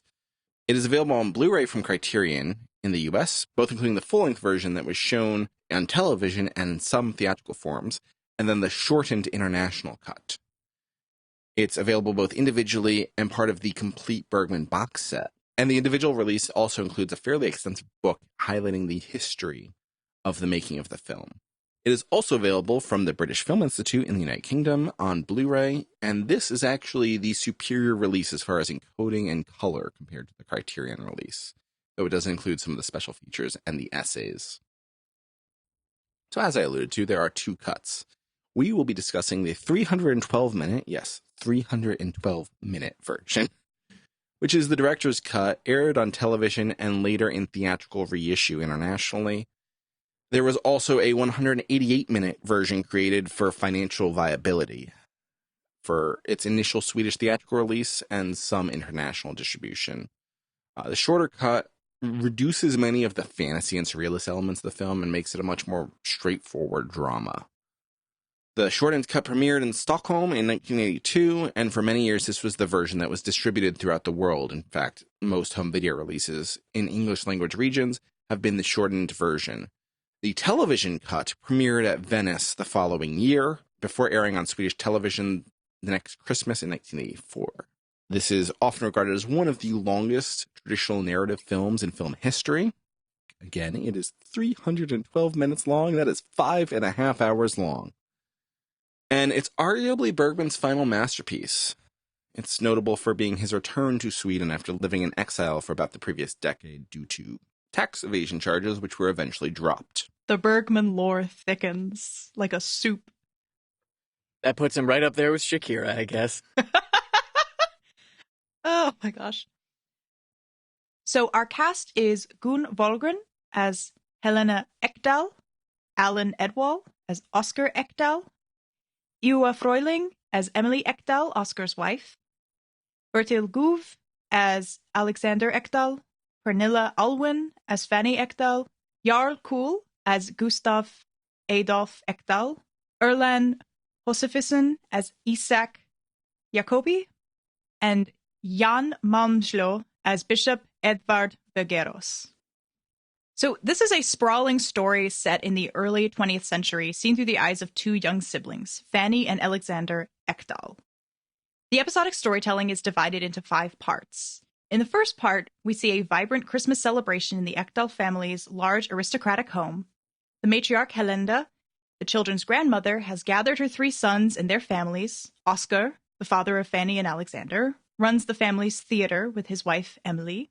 Karl is a frustrated academic, and Gustav is a jovial womanizer whose wife is well aware of his extramarital relationships. We see warmth, laughter, community, and a family with a strong bond, though there are deep underlying tensions. Alexander seems to have strange appearances of ghosts that only he can see. In our second part, things take a turn for the tragic as Oscar collapses and dies soon after from a stroke. Grief ripples across the family, and Emily quickly finds comfort in the company of the local bishop, Edvard Vergeros. The family doesn't seem to approve, but she marries him anyway, and the children move to his exceptionally austere diocesan residence. It quickly becomes apparent that Edvard's expectations from children are drastically different than Oscar, and he expects rigid, authoritarian compliance to avoid harsh discipline of isolation and corporal punishment. Emily seems hesitant and resistant to what she has gotten into, but she's pregnant with the bishop's child. In our third part, Alexander begins to experience crueler and crueler punishment for the imaginative storytelling which Edvard views as sinful lies. While this is occurring, his mother becomes increasingly distant and isolated, submissive to Edvard. Alex is continually haunted by visions of his father. Helena and the children's uncles begin to realize the state of things and encourage Emily to leave the bishop. He is, however, unwilling to grant that and coerces her into continuing to play the role of his wife. One of the theater employees, family friend Isak Jacobi, a Jewish antiquities dealer, devises a plan to rescue the children through unconventional and mystical means. In part 4, Isak and his family are able to hoodwink the bishop with an illusion, allowing a daring escape of the children. This leads to Emily finally making a break from the bishop by tricking him into a dose of sleeping pills. He falls into a deep sleep as she flees. His ill sister knocks over a lamp and manages to immolate herself, and in her panic she runs into his bedroom and ignites his bed. The bishop is also severely burned and dies from his injuries, unable to extinguish the flames due to his drug state. This sequence is witnessed by Alexander through his imaginary powers during a strange conversation with one of Isak's house members about his abilities. It's as if he willed it to happen. Because of these events, the Ekdahl family is reunited and begins to rebuild their lives. In part 5, the film concludes by showing the family having come together to support each other, with Emily taking over the management of her theater to preserve Oscar's legacy. They experience new life, both in the birth of Emily's daughter and the birth of Gustav's daughter, by means of his mistress. Despite all this, we see that Alexander is now haunted by the specter of the bishop, who holds him responsible for his death. What a film. What a full-throated, gas-pedal-down experience. Not that it's an intense pace, but there is so much to digest, not only because it's 5.5 hours, but because it's just so packed with imagery. And every episode, I went to take notes. I texted Kyle this. I went to take bullet point notes so I wouldn't forget anything. And each part I was taking up like 2 pages. And I don't write large. This film feels like it has a fairly languid pace, but when you actually look at it, it is just dwelling in so much detail. Absolutely. It's a really rich experience to follow this family through their trials and tribulations. Not that much happens per minute. Yeah. but you get so much out of it. It's almost as if art reflecting life isn't always fast-paced. I don't know. What? No, I love that. I love so many scenes where you're just forced to like sit through stuff with the characters as it's happening, whether it's like an awkward conversation with another family member, sitting at the dinner table during Christmas while your very drunk uncle is like slobbering in your ear. You know, just extended family things. I wouldn't know. And just like the awkwardness of having long Christmas celebratory, like we all gotta be here kind of things, but they all love each other as well, which is also very clear. They profoundly love each other. Yeah, they're all very committed people to each other. And that's something that's been boggling my mind about this whole thing and about what you're talking about, besides watching these things unfold in a very, I have to believe that Michael Haneke was a Bergman fan and had to have watched this and been influenced. I've just discovered some of his films this past year, and the way that Haneke does long takes is incredible. And going back and you really suffer with them. And going back and watching this movie, I was like, oh, there it is. You think about something like Amor or The Piano Teacher and how he sits with people. Yeah, cachet. I see a lot of parallels to this. There's a couple other things that I saw in this one that I saw kind of paralleled in The White Ribbon that when we get there I'll talk about. But the way that they love each other but also they're boxed in. What I thought this movie as a whole is how it's summarized in Oscar's, for me, the speech about bringing the outside world in when he's talking about what art does. And that beautiful, beautiful love letter to theater, it really just kind of moved me, because that's where my language for art really, this kind of art really started, was in the theater. But he's talking about how theater should mirror the outside world in our small world and bringing some of that in there. And so there's this constant pull, this push and pull in their world where they try and bring the outside world into their very small, very beautiful, ornate dollhouse, essentially. And all of this... I love that. Yeah, and all of this stuff reflects the way the cinematography, even when they're bringing in... You had talked about, Kyle, how in a text you sent about how it was the upstairs-downstairs dynamic. Even that, it's so funny how... the idea of that almost dies with Oscar, and like even the way it's shot, you're stuck inside this box this entire time. I think it's really interesting to talk about class in this movie, because I don't think it's a mistake. Obviously, there's an autobiographical aspect to some of this for Bergman, but also I don't think it's a mistake that this is occurring in the early 20th century, when we have a lot of conversations about class, labor, socialism occurring in this time. You know, you're not that far off from like the October Revolution. But talk about the upstairs downstairs effect. Now, we associate that with like Altman and Fellows' Gosford Park, or Fellows doing Downton Abbey these days, the way that he's able to portray tales across class. But this has so much nuance in how it gives a time-accurate portrayal of everyone's experience. Yes, this is a tale of wealthy people. Even the characters who are in debt are still wealthy people. But it's able to show the staff around them and their lives in a very sympathetic light. And it's also able to understand that even in the wealthy, not everyone is on equal footing, because the women do not have the same power as the men. The women can be controlled because of finances, because of freedom, which is denied to them. It also has a lot to say about the role of the theater as a class unifier. Oh my God, yeah. Because I have so many thoughts about that, but keeping to that specific thing, what I love is you have the juxtaposition of the ostentatious, like when they go to the theater to see the Christmas pageant that they do, it's ostentatious. Everybody's dressed to the nines. It's a wealthy getting out there thing. But that theatrical storytelling element that Oscar brings home when all the kids are up in bed, when he's telling the story about the chair, where they're all in front of the magic lantern. Yeah. Where they're all like after the lantern's out, where they're all wealthy. But he brings that class divide thing of storytelling. They're just sitting in the beds. There's just an old derelict chair that he weaves a story about, and that's the beauty of storytelling and the going across that. And it's part of the dialogue in the theater now is like, what's the what is theater if it's Black not box for everybody? versus extravagance. Yeah, well, what is theater if it's not for everybody? If only the wealthy can see it, or the people with means, or even McDonough talked about that. One of the reasons why he prefers making films is it's like he who wrote brilliant plays, and I can't speak to all of his experience, but You also look at how often is theater, the wealthy going to see tales of poverty. right, Which this is almost an inversion of that, given television is the medium accessible by everyone. right.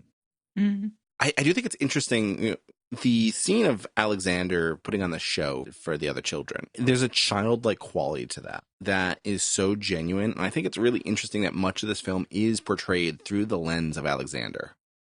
And what does a child's forced perspective do to this kind of very serious storytelling? Especially as you're forced to watch, like Sarah was talking before, about the things that we see unfold at the dinner table. Most of the time I can't remember the exact, ratio of minutes of adults to children, but you're mostly watching adults and going through the rooms like, oh, I love the way they shift from room to room in the cinematography. Like, Oh, it's so smooth. it feels like a theatrical set, but with this film thing. Regardless, it really feels the whole time that we're getting a point of view of the kids, not just because we're with Fanny and Alexander, but in the way that a child is, quote unquote, seen and not heard and whatever. We're literally put in the room with them and experiencing all the things that, like when you're in a room with adults when you're young and they're talking about things thinking you don't understand.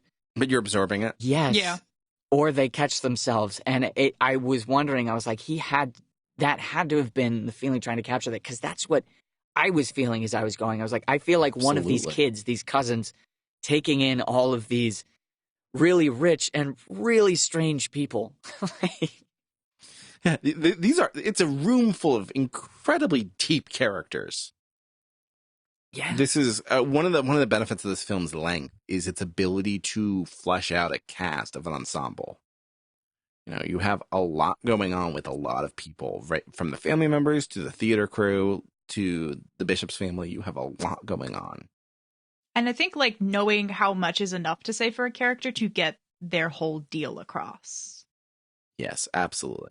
This is a really big cast. I mean, just the Ekdals alone, huge It's number significant, of people. yeah. But characters like Gustav's wife, who's she's okay with him cheating and having mistresses and stuff. We don't have huge amounts of screen time with her, but we get to know she's a very jolly, happy person. She's very loving. She has qualms, though, real qualms about how her husband behaves.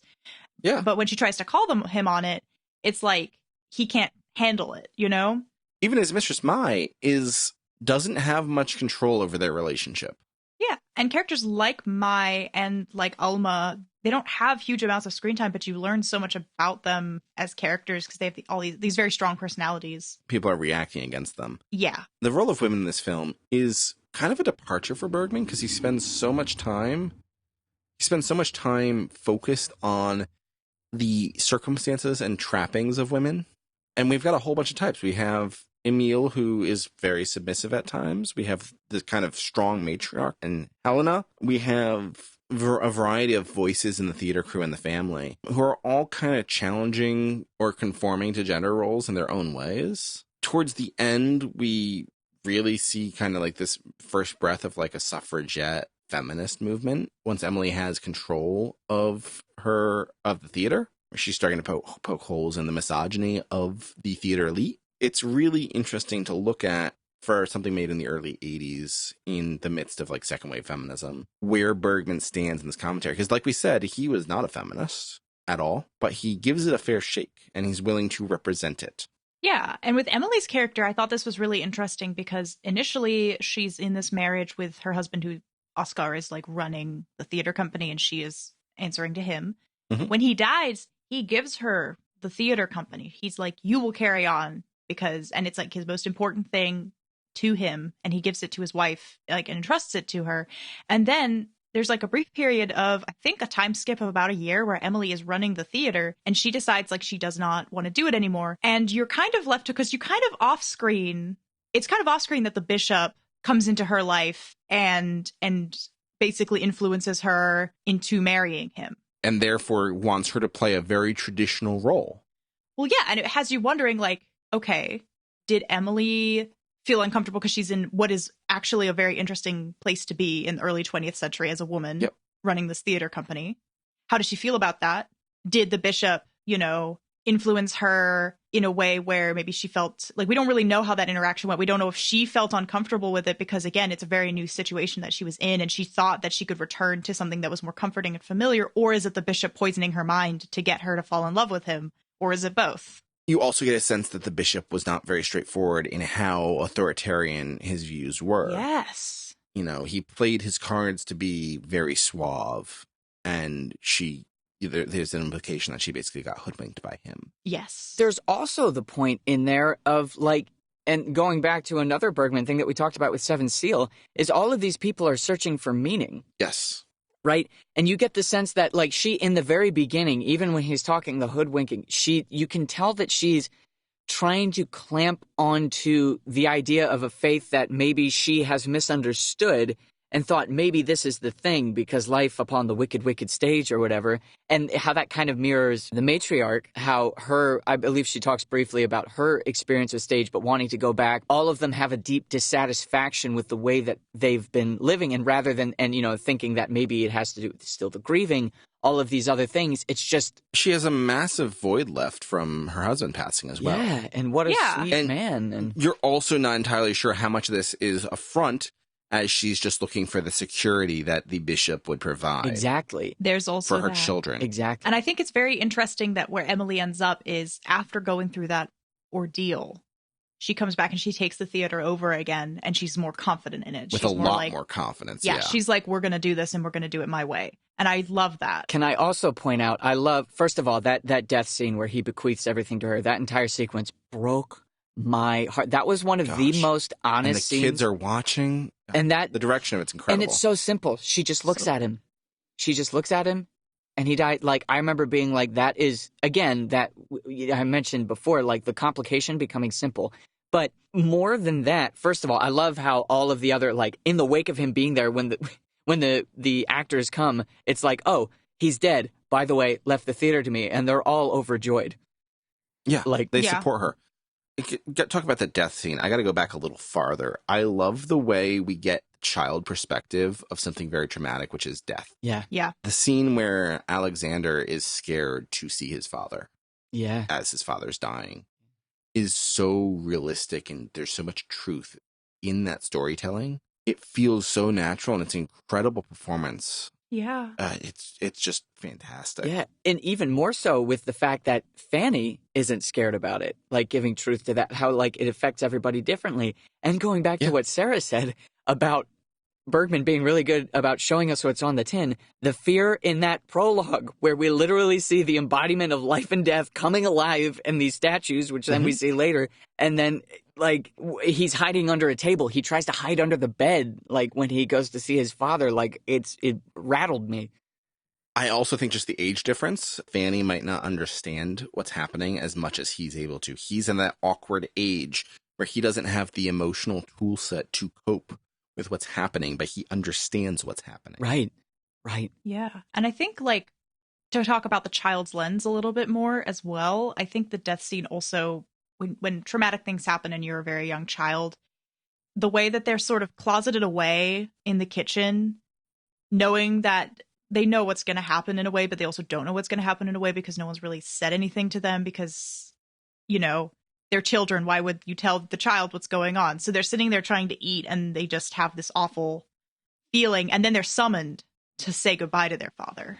I think a lot in one of the first episodes of the show, Matt and I discussed Lynn Ramsey's Ratcatcher and the way the childhood experience of death is portrayed in that film. I see a lot of parallels of not having the language to express what is happening. So you run away and you kind of bury it, and then that trauma lives with you. I think also in this movie, like, the vocabulary to talk about death to a child as an adult is also lacking. So it's like the child doesn't know how to vocalize. That wasn't something that happened, yeah. The adults don't know how to, like, help children process this because it's an awful thing, right? Mm-hmm. And I kind of feel like you feel that with the Ekdals because they all love each other so much. They're also committed to each other. But also there's, like, some ways that their communication is not great. And I think, like, what happens with Emily becoming distant, marrying the bishop, taking away Fanny and Alexander after that, the family feels responsible for that a little bit, at the end. When Gustav and Karl are, like, talking to the bishop, they're like, we should be there more for her. Like, please let us make this right, sort of thing, in their bargaining. Absolutely. And further to that point, I was going to say, like, thinking about them processing death because they're so vivacious. Another scene that really stuck with me was when Helena, the matriarch, is sitting with Isak the night after the party. They're up at like 3 a.m. or something, and they go and have that beautiful long conversation that seems about this and that and nothing's. But then they start going on to the void and death, and it's the speculation. Yeah, and how, bless them, it's a beautiful scene, and they're both so good in it, just the dynamic, and that really felt like one of those 3 a.m. conversations where like, you're up, we're going to talk about nothing. They're willing to explore the unknown. Yeah. They're willing to explore and give value to the mysticism, to the fantastical. Yeah. We see this, Alexander is willing to explore these experiences he's having. And we know that Helena is also having these experiences. Yeah. And you get the sense, though, that she hasn't really expressed this, not even just the mysticism, but the talking about it, because it seems uncomfortable to her. And she's also, it's late at night after they've been partying. She's been up late, can't sleep.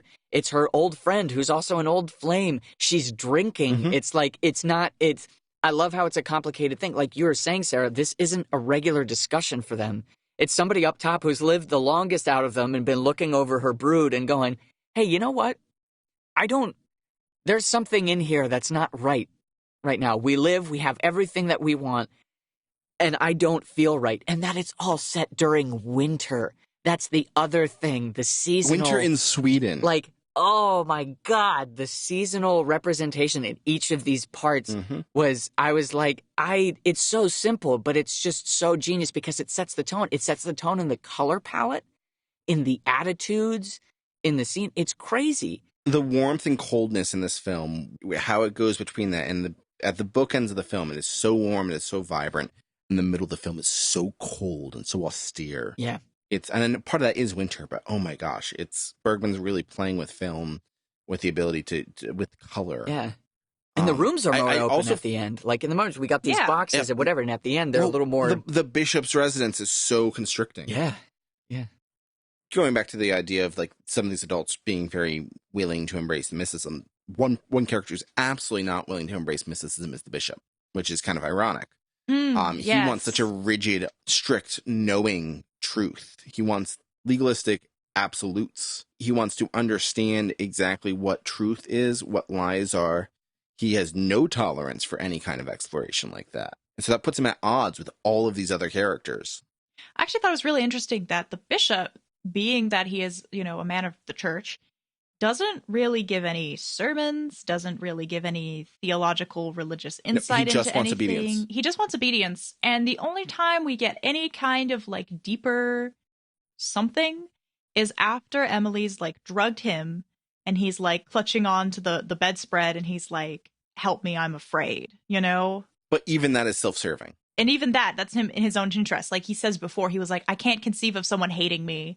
I think this is the film where Bergman's disdain for the Lutheran Church in Sweden is so strong. It is such an indictment that this bishop is portrayed more as a political figure than a religious figure. Yeah.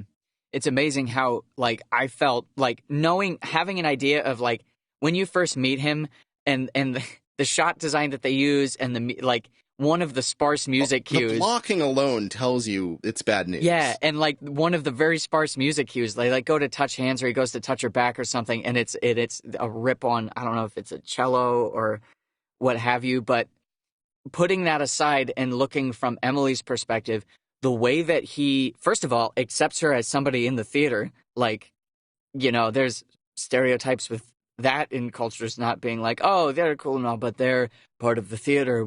They're a part of society, but not a proper society. Yes, I got this talk as a kid. Yeah. And so, like, listening to the way that he talks and seems accepting at first, you could see that disdain channeling because he seems whatever, and some of his guidance, even if it's austere at first, could be construed as okay. Like when he confronts Alexander about lying at first, if you just take the dialogue and not the sinister behavior and the overbearingness, there could be a valuable lesson in that, and he hasn't heard him, and there's, as far as I remember, there's a stricture. In his worldview, he considers it a lie. Exactly. Well, yeah, and on that beat where he, like, takes the back of Alexander's neck that's and like, tightens his grip, that's where you're like, oh, no. Yeah. And by then it's Yeah. too late. The noose is around the necks of the characters. Because it goes from, and we can get into like the history of ideas about corporal punishment and all that, but it goes from what is a reasonable punishment for the time to it almost feels like he's enjoying the pain of a child. Yeah. Yes. Well, and as he goes and reveals himself, which is kind of where I was working to before, like in the beginning, it's not like, it's like, it seems strict, but it's like, okay, if he believes it's a lie and Alex, okay, maybe there's some, and then that sinister moment, and it starts becoming more and more like the more that they're netted in all of them, the more he starts to reveal and the more he starts is, which is where I could see Bergman making an analogy of his disdain of like this at first might look X, Y, and Z, but once it goes in, once you're in there, it starts to get uglier. Yeah. Because I think we were talking earlier about how Bergman's like doesn't really cast a lot of heavy judgments on things and will give most things a good shot. And I think it's very much, obviously not an accident that the one character who's like of faith and of the church is presented as this horrible authoritarian figure who does all these awful things to the characters, and that the light, the safety, the happiness, the quote unquote like safety, the good side is like the theater troupe, this wealthy family. And it's like there's a very clear juxtaposition. Well, you also have the vehicle for freeing the children is Jacobi, who is a Jew, and by him being Jewish, he is an outsider. Yeah. At some points, that him being an outsider is a quiet note, and in some points, it is a loud note. Oh yeah, the awful things he says to him when he yeah. Yeah. That awful scene with the bishop, yeah. Yeah, the anti-Semitism is so palpable in the scenes with the bishop, but it's also subtly there in a lot of the other scenes with characters we're supposed to be sympathetic to. Yeah. Yeah. There could be criticism that he is kind of this, magical minority. But I think it's more that he's an outsider who's more willing to experience the supernatural and outside of the kind of rigid church structure. And he's not the only character who has a more supernatural connection or a more mystical connection either. No, he just seems to be the one who's most in tune with it. Yes. And he's also like kind of, is a comforting, safe sort of figure where the bishop is like a cold and terrifying figure. Absolutely. And there is something to be said, I think, for him seeming to be devout, but showing love. In his devoutness, he's showing love and he's showing a way to understand the world to the kids. I get it's more complicated than that, but it just occurred to me that if you compare him and the bishop, these two quote unquote devout men, there's a better metal in Isak. Yes. A familial, like a father, like when he brings them back into his home, like I love the way he contrasts when they're brought into the bishops and when he's brought into Essex, and the way he cares for them. One's welcoming and warm. And, offers them food right away and whatever they want. And it's like, I want to go to, when he's like, they're like, I want to go to bed. He's like, all right, let's get you off to bed. Let's, read a story. All right, I'll read you a story. He also sets limits on the kids without being oppressive. Yeah. He's a father. He's being a father to them. And he knew their father. Yeah. Yes. And he's also is like, he has nephews that he's been raising as well. So he has this very like fatherly presence. Let's talk about his house a little bit. Oh my God. Yeah. And that whole scene, I mean, his house is like wonderful with all the antiquities. Yeah, he just has this wild family with a lot going on. They're all very in tune with the mystical aspect. And are comfortable with it as well. Like in tune and like, yeah, that is just how it is. Like, and the fact that they take, like, Aaron took Alexander to see the mummy. Yeah. That's been breathing. And you see the mummy breathe, and for a second you're like, is this actual mysticism, or is this a child's imagination running away with him? You as don't he's know. standing in the night. Especially, There are so many things in this film you do not know the line between what Alexander is actually experiencing and what Alexander is perceiving. especially after the puppet, after the meeting God and him coming out and being like, got ya. So from then on, you can't trust anything that happens to be. I mean, you can trust, but you can't trust it to be real. Or even the whole thing with the bishop of this is a lie. Yeah. Is it a lie? We don't, we don't don't fully know. Yeah. There could be two truths. There could be more going on to what happened to the bishop's previous family. Yeah. You don't know. Let's talk about the role of the theater. Oh my. For a film where a character is continually seeing a ghost of his father, it is very apt that we see a production of Hamlet happen here. the theater is a storyteller in this film that reflects the life around them continuously. You know, it reflects the pageantry, it reflects the drama. It is a unifier. And it brings back to that idea, reflecting the outside and the inside. And it's interesting as you watch the Ekdals become no longer in touch with what's the outside. Like, I feel like it's a constant dynamic of them losing touch of what's actually happening on the outside. But then at the same time, when you juxtapose it with Hamlet, that's happening. Even though they said, this is one of the stories, you're not a little Hamlet. Don't worry, your uncle didn't X, Y, and Z, which is incredible. I didn't know in the translation, in the subtitles, they translated how they referred to the bishop instead of father or stepfather as uncle. And I was like blown away. But one of the other parallels that I love to point out, I will say emotional parallels for me, was when we open up, I believe it's part 2 that starts with finishing up 12th Night. Yes. When she's like, I don't want to go in there. First of all, I love seeing all of that, watching that scene with Feste singing the song, because Feste is a sad clown. He's very smart, but he's sad. So that kind of, for me, sets that tone. But that play ends complicated.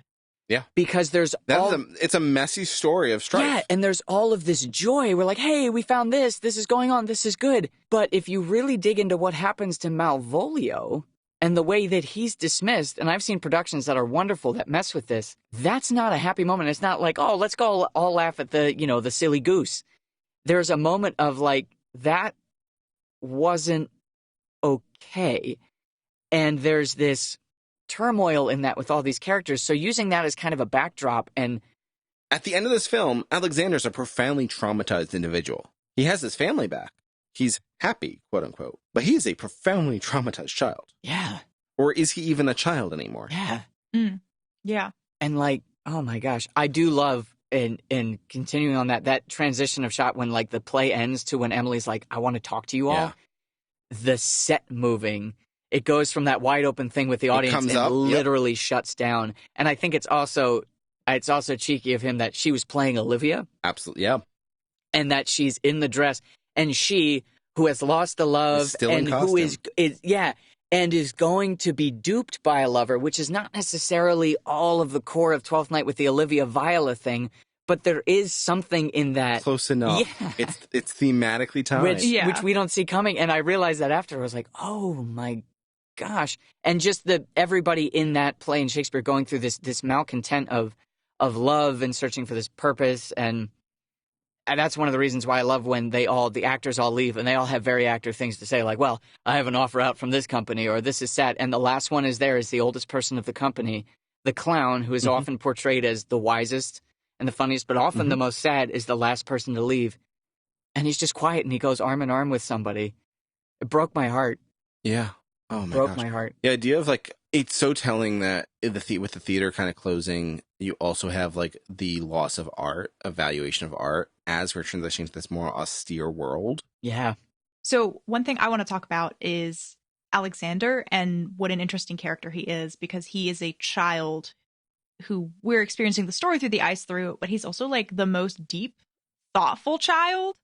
Absolutely. I believe 9 at the beginning, and then like maybe he's like 11 almost at the end. He of the says he's series. almost 11 at the end because there's like a year and few months skip between the beginning and the end, and he's so profound. What I especially love is in the scenes where he's with the bishop, right? And there's this awful power dynamic sort of happening, but at the same time, Alexander's sometimes giving ground, but sometimes not giving ground, if that makes sense. I really don't think he really gives ground ever.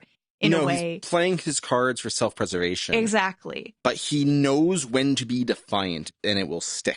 Yeah. He knows when he will get under the bishop's, nail and really annoy him. He does. And like they feel like equals in the scenes. Absolutely. The bishop even says like, I am afraid of him. And then the bishop doesn't feel like an equal when he starts punishing him corporally. Yeah. And that is, he uses his physicality to abuse Alexander. Yes. Yeah. Which is so telling. And it's an amazing when you watch him. I love what you brought up, Sarah, that he says that he's afraid of him because when they're matching wits, they're equals, which is why I love when he meets with Gustav and Carl, because it's supposed to be this matching of wits. And ultimately he steamrolls these full grown men who are not entirely stupid, like they've got intelligence and tact and intellect of their own, and we see him calmly They navigate. also have less power. Yeah. We see him calmly navigate and roll over them, but he can't manage a child who he can't manage, quote unquote. He can't match with, because it's just highlighting the faults in his thinking and in his way. He's utterly incapable of thinking outside the box. Yeah. And then when he falls into just whipping Alexander, basically, Bergman stays on that shot of the bloody buttocks for so long. It speaks volumes of how much damage has been done there. That is the moment where he goes from being a negative figure to being the true villain of the story. Yeah. And how, I think the other thing is, when he hasn't shown, he being the bishop, hasn't shown all of his hand, he's still like, hey, look, I do this. Like, he kind of treats him like an equal. I do this because I love you, or like, you're a brilliant child or whatever. But when he transitions out of beating him, the very casual, light, almost, hey, we can go back to whatever. Do you want to do this or do you want to do this? I'm being fair. I'm giving you the option. You know, that classic abuser nonsense. The false choice, yeah. And this, and you can do this, and you know what? You're going to be the better for this. Speaking about abused people, Emily, is she complicit in the abuse? It's so hard to say, because, like, what's happening behind closed doors? We don't see much of that relationship behind closed doors because so often we're with the perspective of Alexander. Yeah. And very often in scenes where Emily is present, she makes a stand and she calls it. Yep. Or she calls out, like, even like at the very beginning where the children are at the dinner table and the bishop's sister's like, well, in this house, we eat the whole meal or whatever. And she's immediately like, I raise my children. I decide how they're But then raised. she crumples. But then she crumples over time and she gets more worn down, you know. It's very messy and complex there. And eventually she's just keeping distance for her own sake and not really in tune with what's happening with the children day to day. And the baby. I mean, she's literally not in the house Yep. when that goes down with the bishop beating Alexander. She's at the family vacation home, you know, talking to Elenda. Which kind of speaks to the value of children in this era, but also just how accepted this kind of treatment is. Again, to the argument of, is the supernatural things happening actually happening, or is it Alexander's imagination? I could totally see the end with the bishop tormenting him being a PTSD response to his abuse. I could totally see that read, but I can also see him being a ghost. The other thing that we have to get credit to is the bishop's level of abuse and separation, because her being out of the house is like, it's not great for the kids, but it's also, if he has treated her in such a way that he's methodically separated her and cut her off and made it bad for her to you know what I mean? Like, she wants to come back because she wants to be there for the kids. Yeah.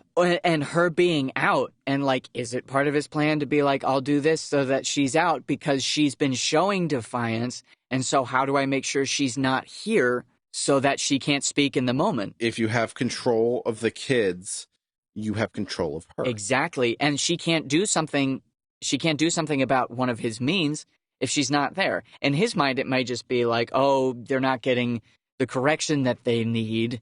She can't be here. You know, but that's behind closed doors. We don't know about it. We don't know how. There's something to be said of, there is part of her choice in it, but then there's another part where I feel like behind those closed doors, he's like weaving this net that drives and drives and drives to separate them, because he can't deal with all of them at the same time. Yeah. Absolutely. And he's so insidious, like in the scenes where he is with Emily and he's like this, even just before she, like right down to before she doses him with the sleeping pills, he's like giving this facade of being like, what if we were a loving couple, you know? But you're not. But you're not. And she knows it. And he's trying to like sell these like very manipulative ideas and like just in his like demeanor to her, but you know, like at the under level, and she knows as well, like she's aware of it now in a way that she wasn't at the beginning of the story. Yeah. And how does she have to play it in order to get away? That's the other brutal part about her, is because she's so smart, and I felt so much for her, because even when she was doing things like when she tells Carl and Gustav to like back off, it's fine, that it was like, no, you can't. So forced. And then I'm sitting there like, she's being forced to, like, what did he say to her back there? What's happening? And also, what is she planning that she's like, if this does not happen here, then this will happen to them, or something else that I could devise? Like, I have no doubt the bishop dies no matter what, even if the children weren't taken. I have no doubt that she would have killed him. Yeah. Yeah. And those are the stakes that Bergman sets up.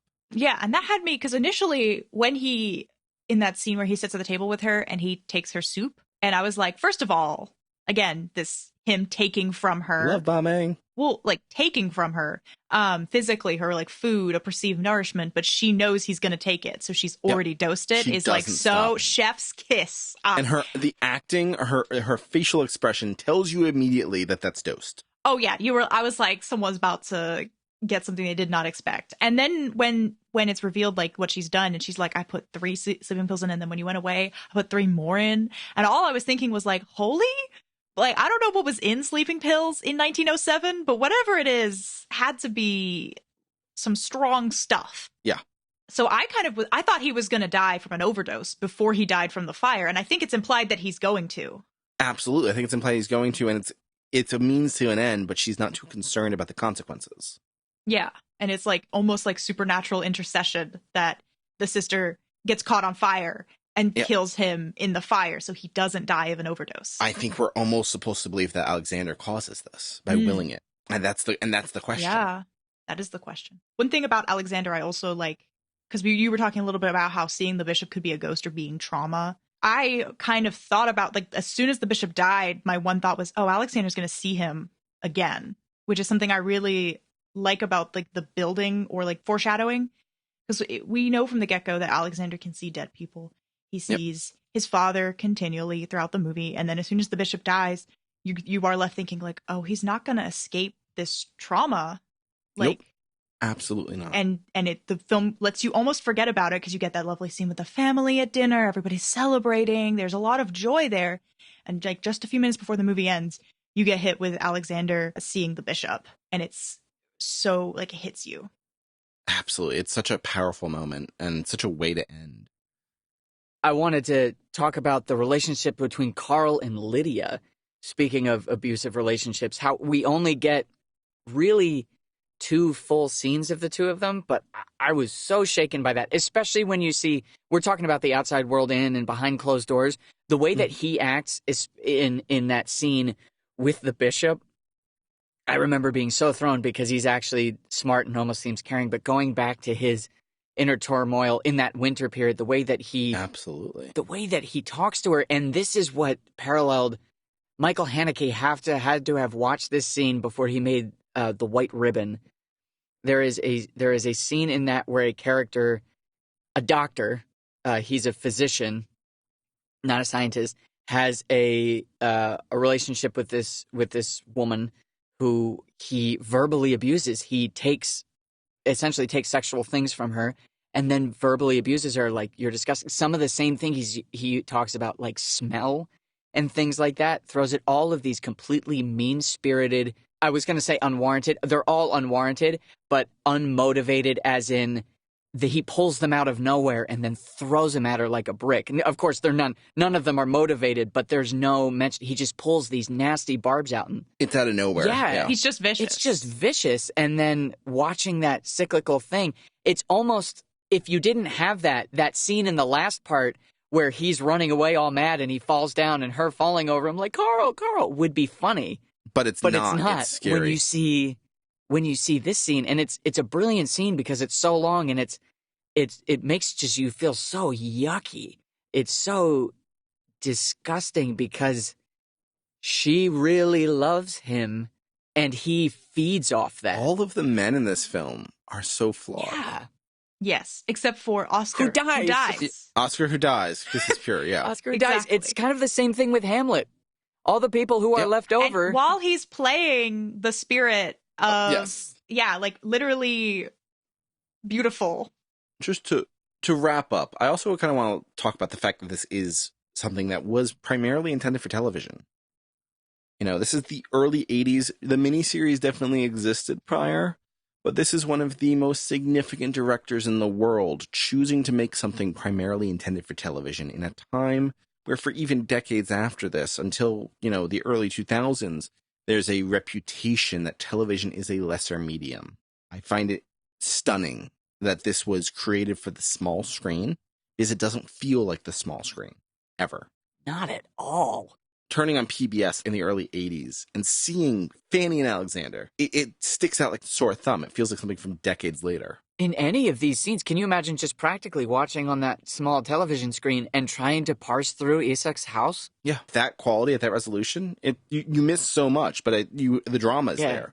And then imagine flipping the channel and you have something like Dallas on. The parallels between the kinds of storytelling devices that are going on here compared to a lot of, at least American and British television of that era, are worlds apart. He's really telling these kinds of complex stories that require you to see every episode, first of all. You cannot enter this in the middle. Yeah, no. Obviously we're about 5 or 6 years after the invention of the VCR. It's interesting seeing how that kind of empowers people to do this kind of storytelling, but it wouldn't be really realized for another 10, 15 years. We're 15 years before The Sopranos here. Yeah. One thing I really love about this is the music and Absolutely. how it's used, where it's used, when is the music. Like Also, it kind of absence of it. Also the absence of it. It feels like when you go and see like a play and the pit orchestra's there waiting to start playing. It's also operatic at times, which is very interesting because the story has so many of those operatic beats. Yes. Like like the bishop being introduced. It's like, and that's what I love about the absence of it, because whenever it happens, it matters. That's how back to Haneke, that's how I feel like he approaches his with like the piano teacher. I just noticed the similarity because like from American cinema, I'm used to it's either no music or it's music all the time. A traditional score. Yeah. And I love being able to experience. This is so multimodal in how it brings that theatricality to the experience. Yeah. And it's brilliant. It really is brilliant. Well, that has been a fantastic discussion. Thank you, Dane, so much for joining us. Thanks for having me, y'all. This was great fun. We'll have to have you back on. Yeah. I'd love to. And thank you all for listening today. Please make sure you leave a rating and review on whichever platform you're listening to us on. Feel free to email us with questions or comments at framesofreference@bravevoicefilms.com. What are we doing next, Sarah? So next time, we are going to be talking about Brokeback Mountain, Desert Hearts, and God's Own Country with special guest Cinepunk's contributor Claire Bamert. Fantastic. Can't wait to see you there. I'll see you there. Bye. Bye.